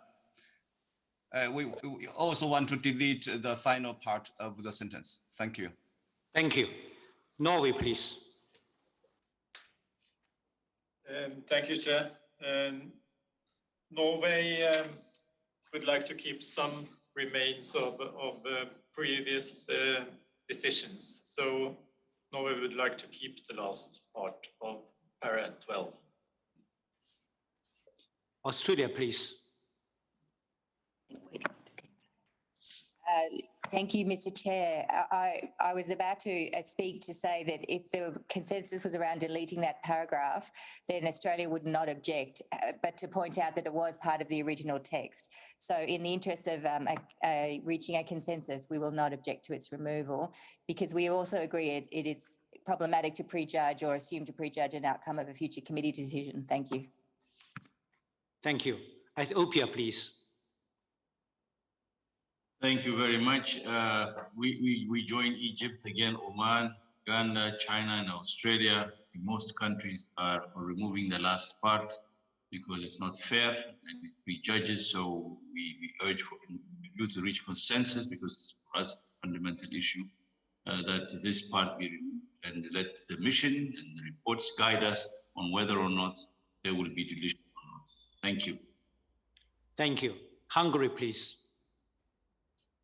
Thank you, Mr. Chair. Hungary also agrees with Egypt, Oman, Ethiopia, Uganda, China to delete the last part. Thank you. Thank you. Saudi Arabia, please. Thank you, Mr. Chair. I would like to join Egypt, Oman, Ethiopia, Uganda, China, Australia, and Hungary with the proposal to delete the last part, since it's considered to be a prejudgment. Thank you very much. Thank you. South Africa. Indeed, Chairperson, I really want to join all other colleagues, Egypt, Oman, Ethiopia, Uganda, China, Australia, Saudi Arabia, to request that this part be deleted. Thanks. Thank you. Nigeria. Thank you, Mr. Chair. Nigeria want to join Egypt, Oman, Ethiopia, Uganda, China, Australia, and Saudi Arabia, as well as South Africa, to take away the last part of that section, since it looks preemptive to us. Thank you. Thank you. Spain, please. Gracias, señor presidente. Tan solo era para sumarnos a la propuesta que había hecho Noruega, y con ello aportamos algo útil. Solamente era eso. Muchas gracias. Thank you. South Africa, please. No, sorry, Chair, it was an earlier hand. Okay. Bosnia, please.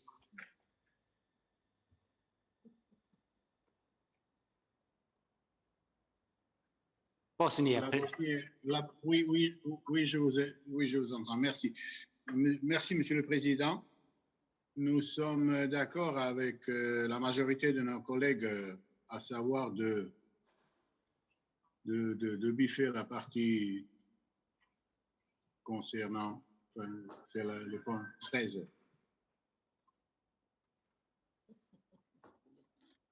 Okay, thank you. Guatemala, please. De maintenir la chose. Voilà, merci. Oh, okay, thank you. Guatemala, please. Thank you, Chair. Gracias, Presidente.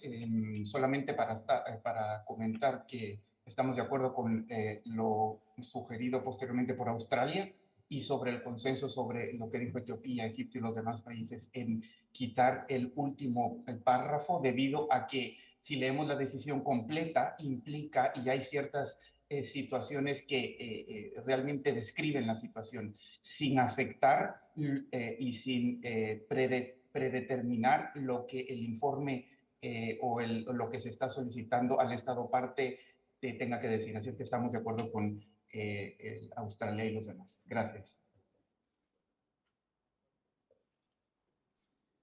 Thank you. Thailand, please.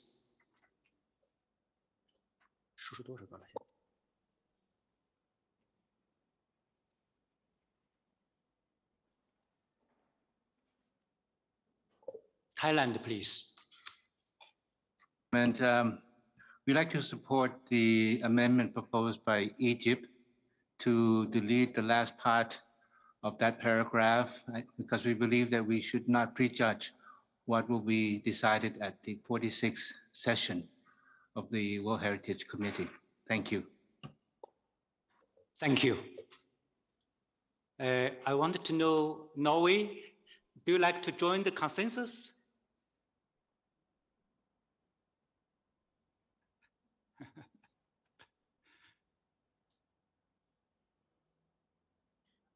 Thank you. We will join. Thank you.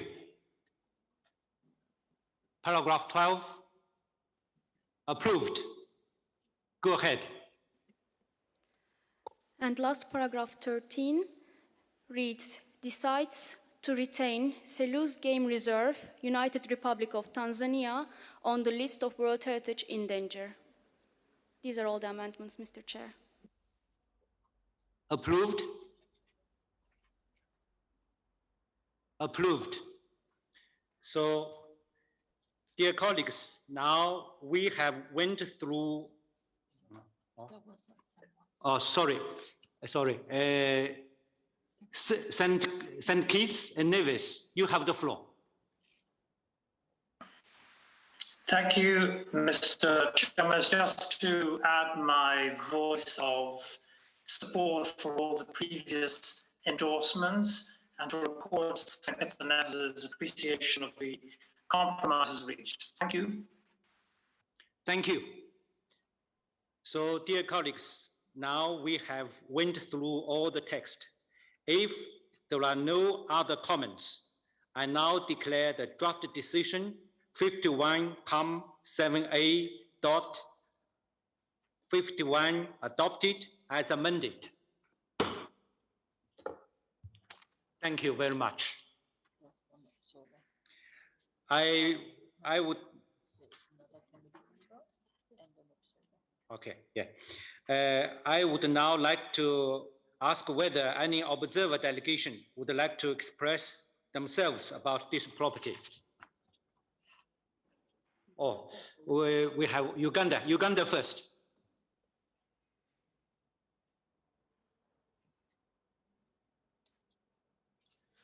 Uganda, you have the floor. Thank you, Chair. The delegation of Uganda would like to thank members of the committee for discussing Selous Game Reserve objectively. Given the current wave of rapid biodiversity loss and climate change, it would have been a grave mistake on the part of the committee to surrender such a magnificent habitat with threatened, endangered, and rare species to deletion. This committee is mandated to protect the cultural and natural heritage, and anything that is not in line with that puts the mandate of this committee at stake. We congratulate the United Republic of Tanzania on this achievement and advise on a dialogue for evaluation of the remaining area for onward protection of the critically threatened biodiversity. I thank you, Chair.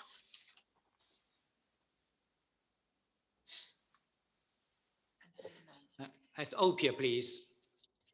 Thank you very much, Chair, and I want to thank all delegations who participated constructively in having what we feel is a very balanced and a fair decision. I want to thank the government of Tanzania for positively engaging on this matter. The government is, of course, well aware, I think, of the challenges ahead, but this is a challenge that can only be met if it's supported by us as the committee and by the wider international community. Again, the balance between development and heritage protection should be struck. There is no opposition between the two in our minds. In actual fact, development is a condition for heritage preservation and protection. We are very happy to see that this magnificent site remains on a World Heritage List, and now we should, of course, all work together in a cooperative manner to ensure that it is removed from the list. And if you allow, Chair, I think the government of Tanzania should also be given the opportunity to words. Thank you. Okay, thank you. Guatemala, please. Gracias, presidente. Solamente queremos agradecer el profundo trabajo y el buen análisis de los órganos evaluadores y del Centro de Patrimonio Mundial, y también felicitar a Tanzania en este proceso y en este paso, y felicitarnos a todos por el debate saludable, dinámico, comprometido y con pasión, según pudimos ver, sobre este tema, sobre este parque y sobre este tema en especial. Y quisiera reiterar la necesidad de tener justamente ese mismo diálogo y esa misma conversación activa sobre el desarrollo y sobre cómo mantener el patrimonio mundial de la humanidad, de la cual todos hemos ratificado y somos parte de la convención, y compaginarlo con el desarrollo y con los objetivos de desarrollo sostenible. Nos alegramos sobre esta gestión, agradecemos muchísimo a los órganos evaluadores sobre su capacidad analítica y sobre su capacidad estrictamente científica, y valoramos eso y nos recalcamos en eso, y a la comunidad internacional sobre el valoroso y el valioso diálogo que llevamos a cabo. Creo que el multilateralismo debe funcionar, y es algo que está en riesgo, no solamente como comentaba el embajador, el delegado honorable de Etiopía, estamos en situaciones ante riesgo, pero el multilateralismo en sí, y creo que esta convención es un buen ejemplo de ello. Muchas gracias, presidente. Thank you for your comment. Now I give the floor to Tanzania for 2 minutes intervention. Thank you very much, Chair. On behalf of the Tanzanian delegation, I wish to take this opportunity to thank you personally for chairing this session professionally. And I would also like to thank all members for their constructive views that have made Tanzania to remain in the list of World Heritage Sites endangered. It is true that the decision was based on facts that were not clear, but members of the committee observed that there are anomalies which need to be rectified. And on our side, we are ready to collaborate, make sure that all facts are known clearly. And if there is any decision to be taken, it is to be an objective decision, not a decision based on speculations.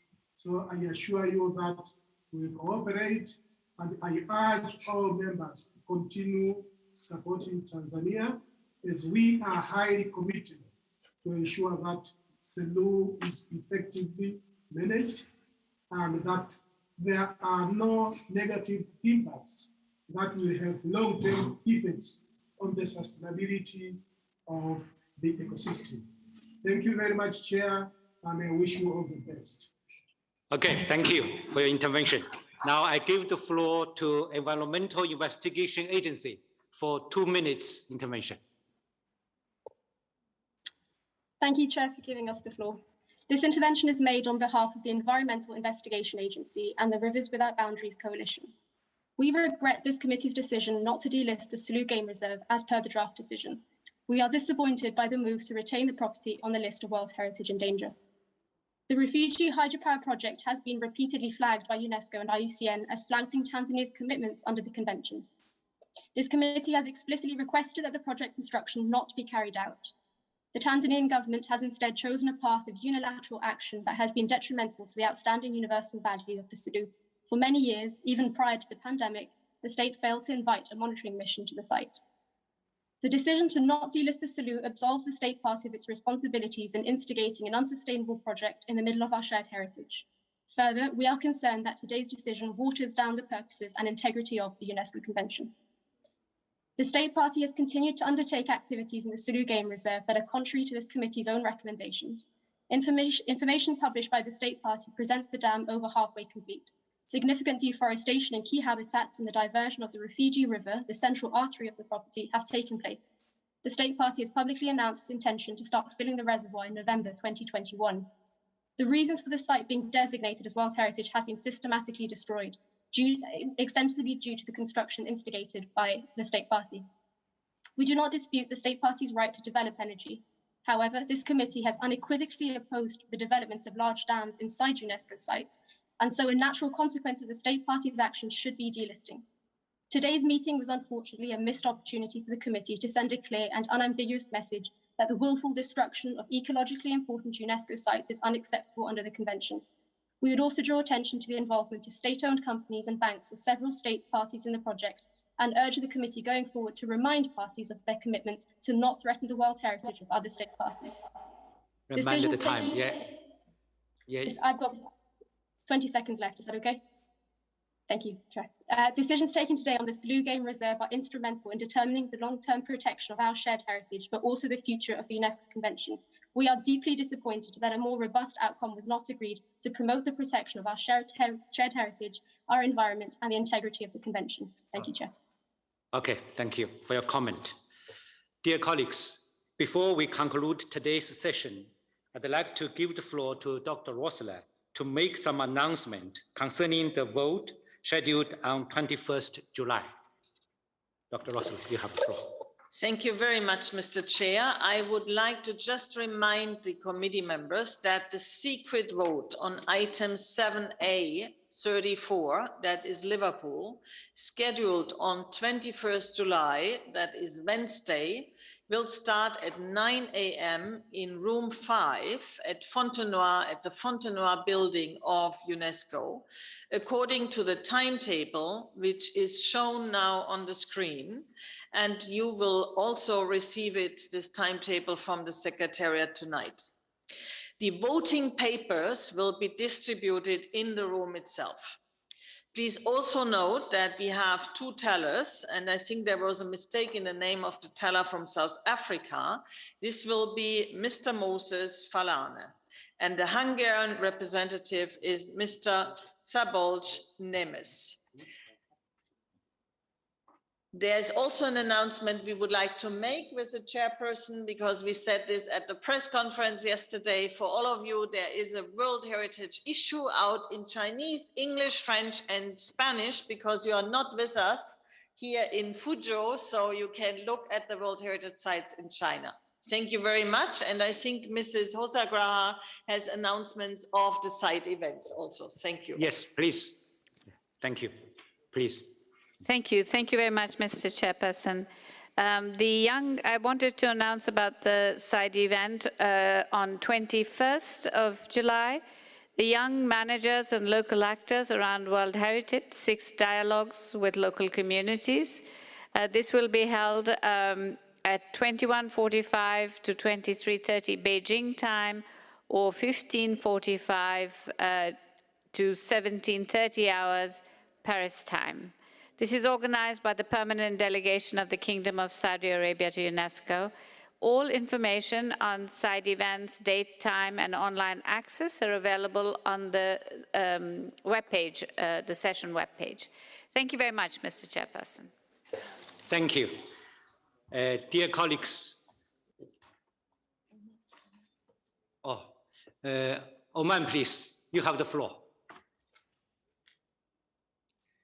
Thank you very much, the Chair. Excellencies, ladies and gentlemen, I would like to start by congratulating you all on our Muslim world for the occasion of Eid al-Adha.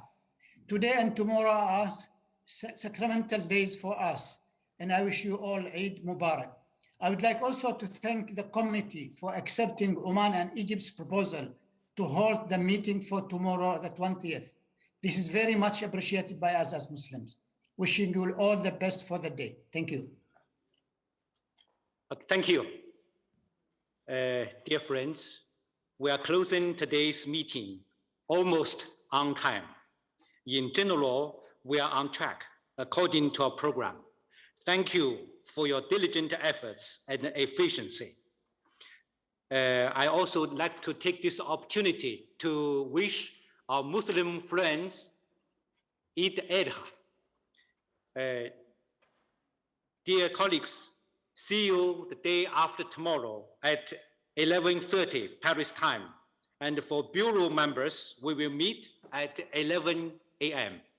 Thank you.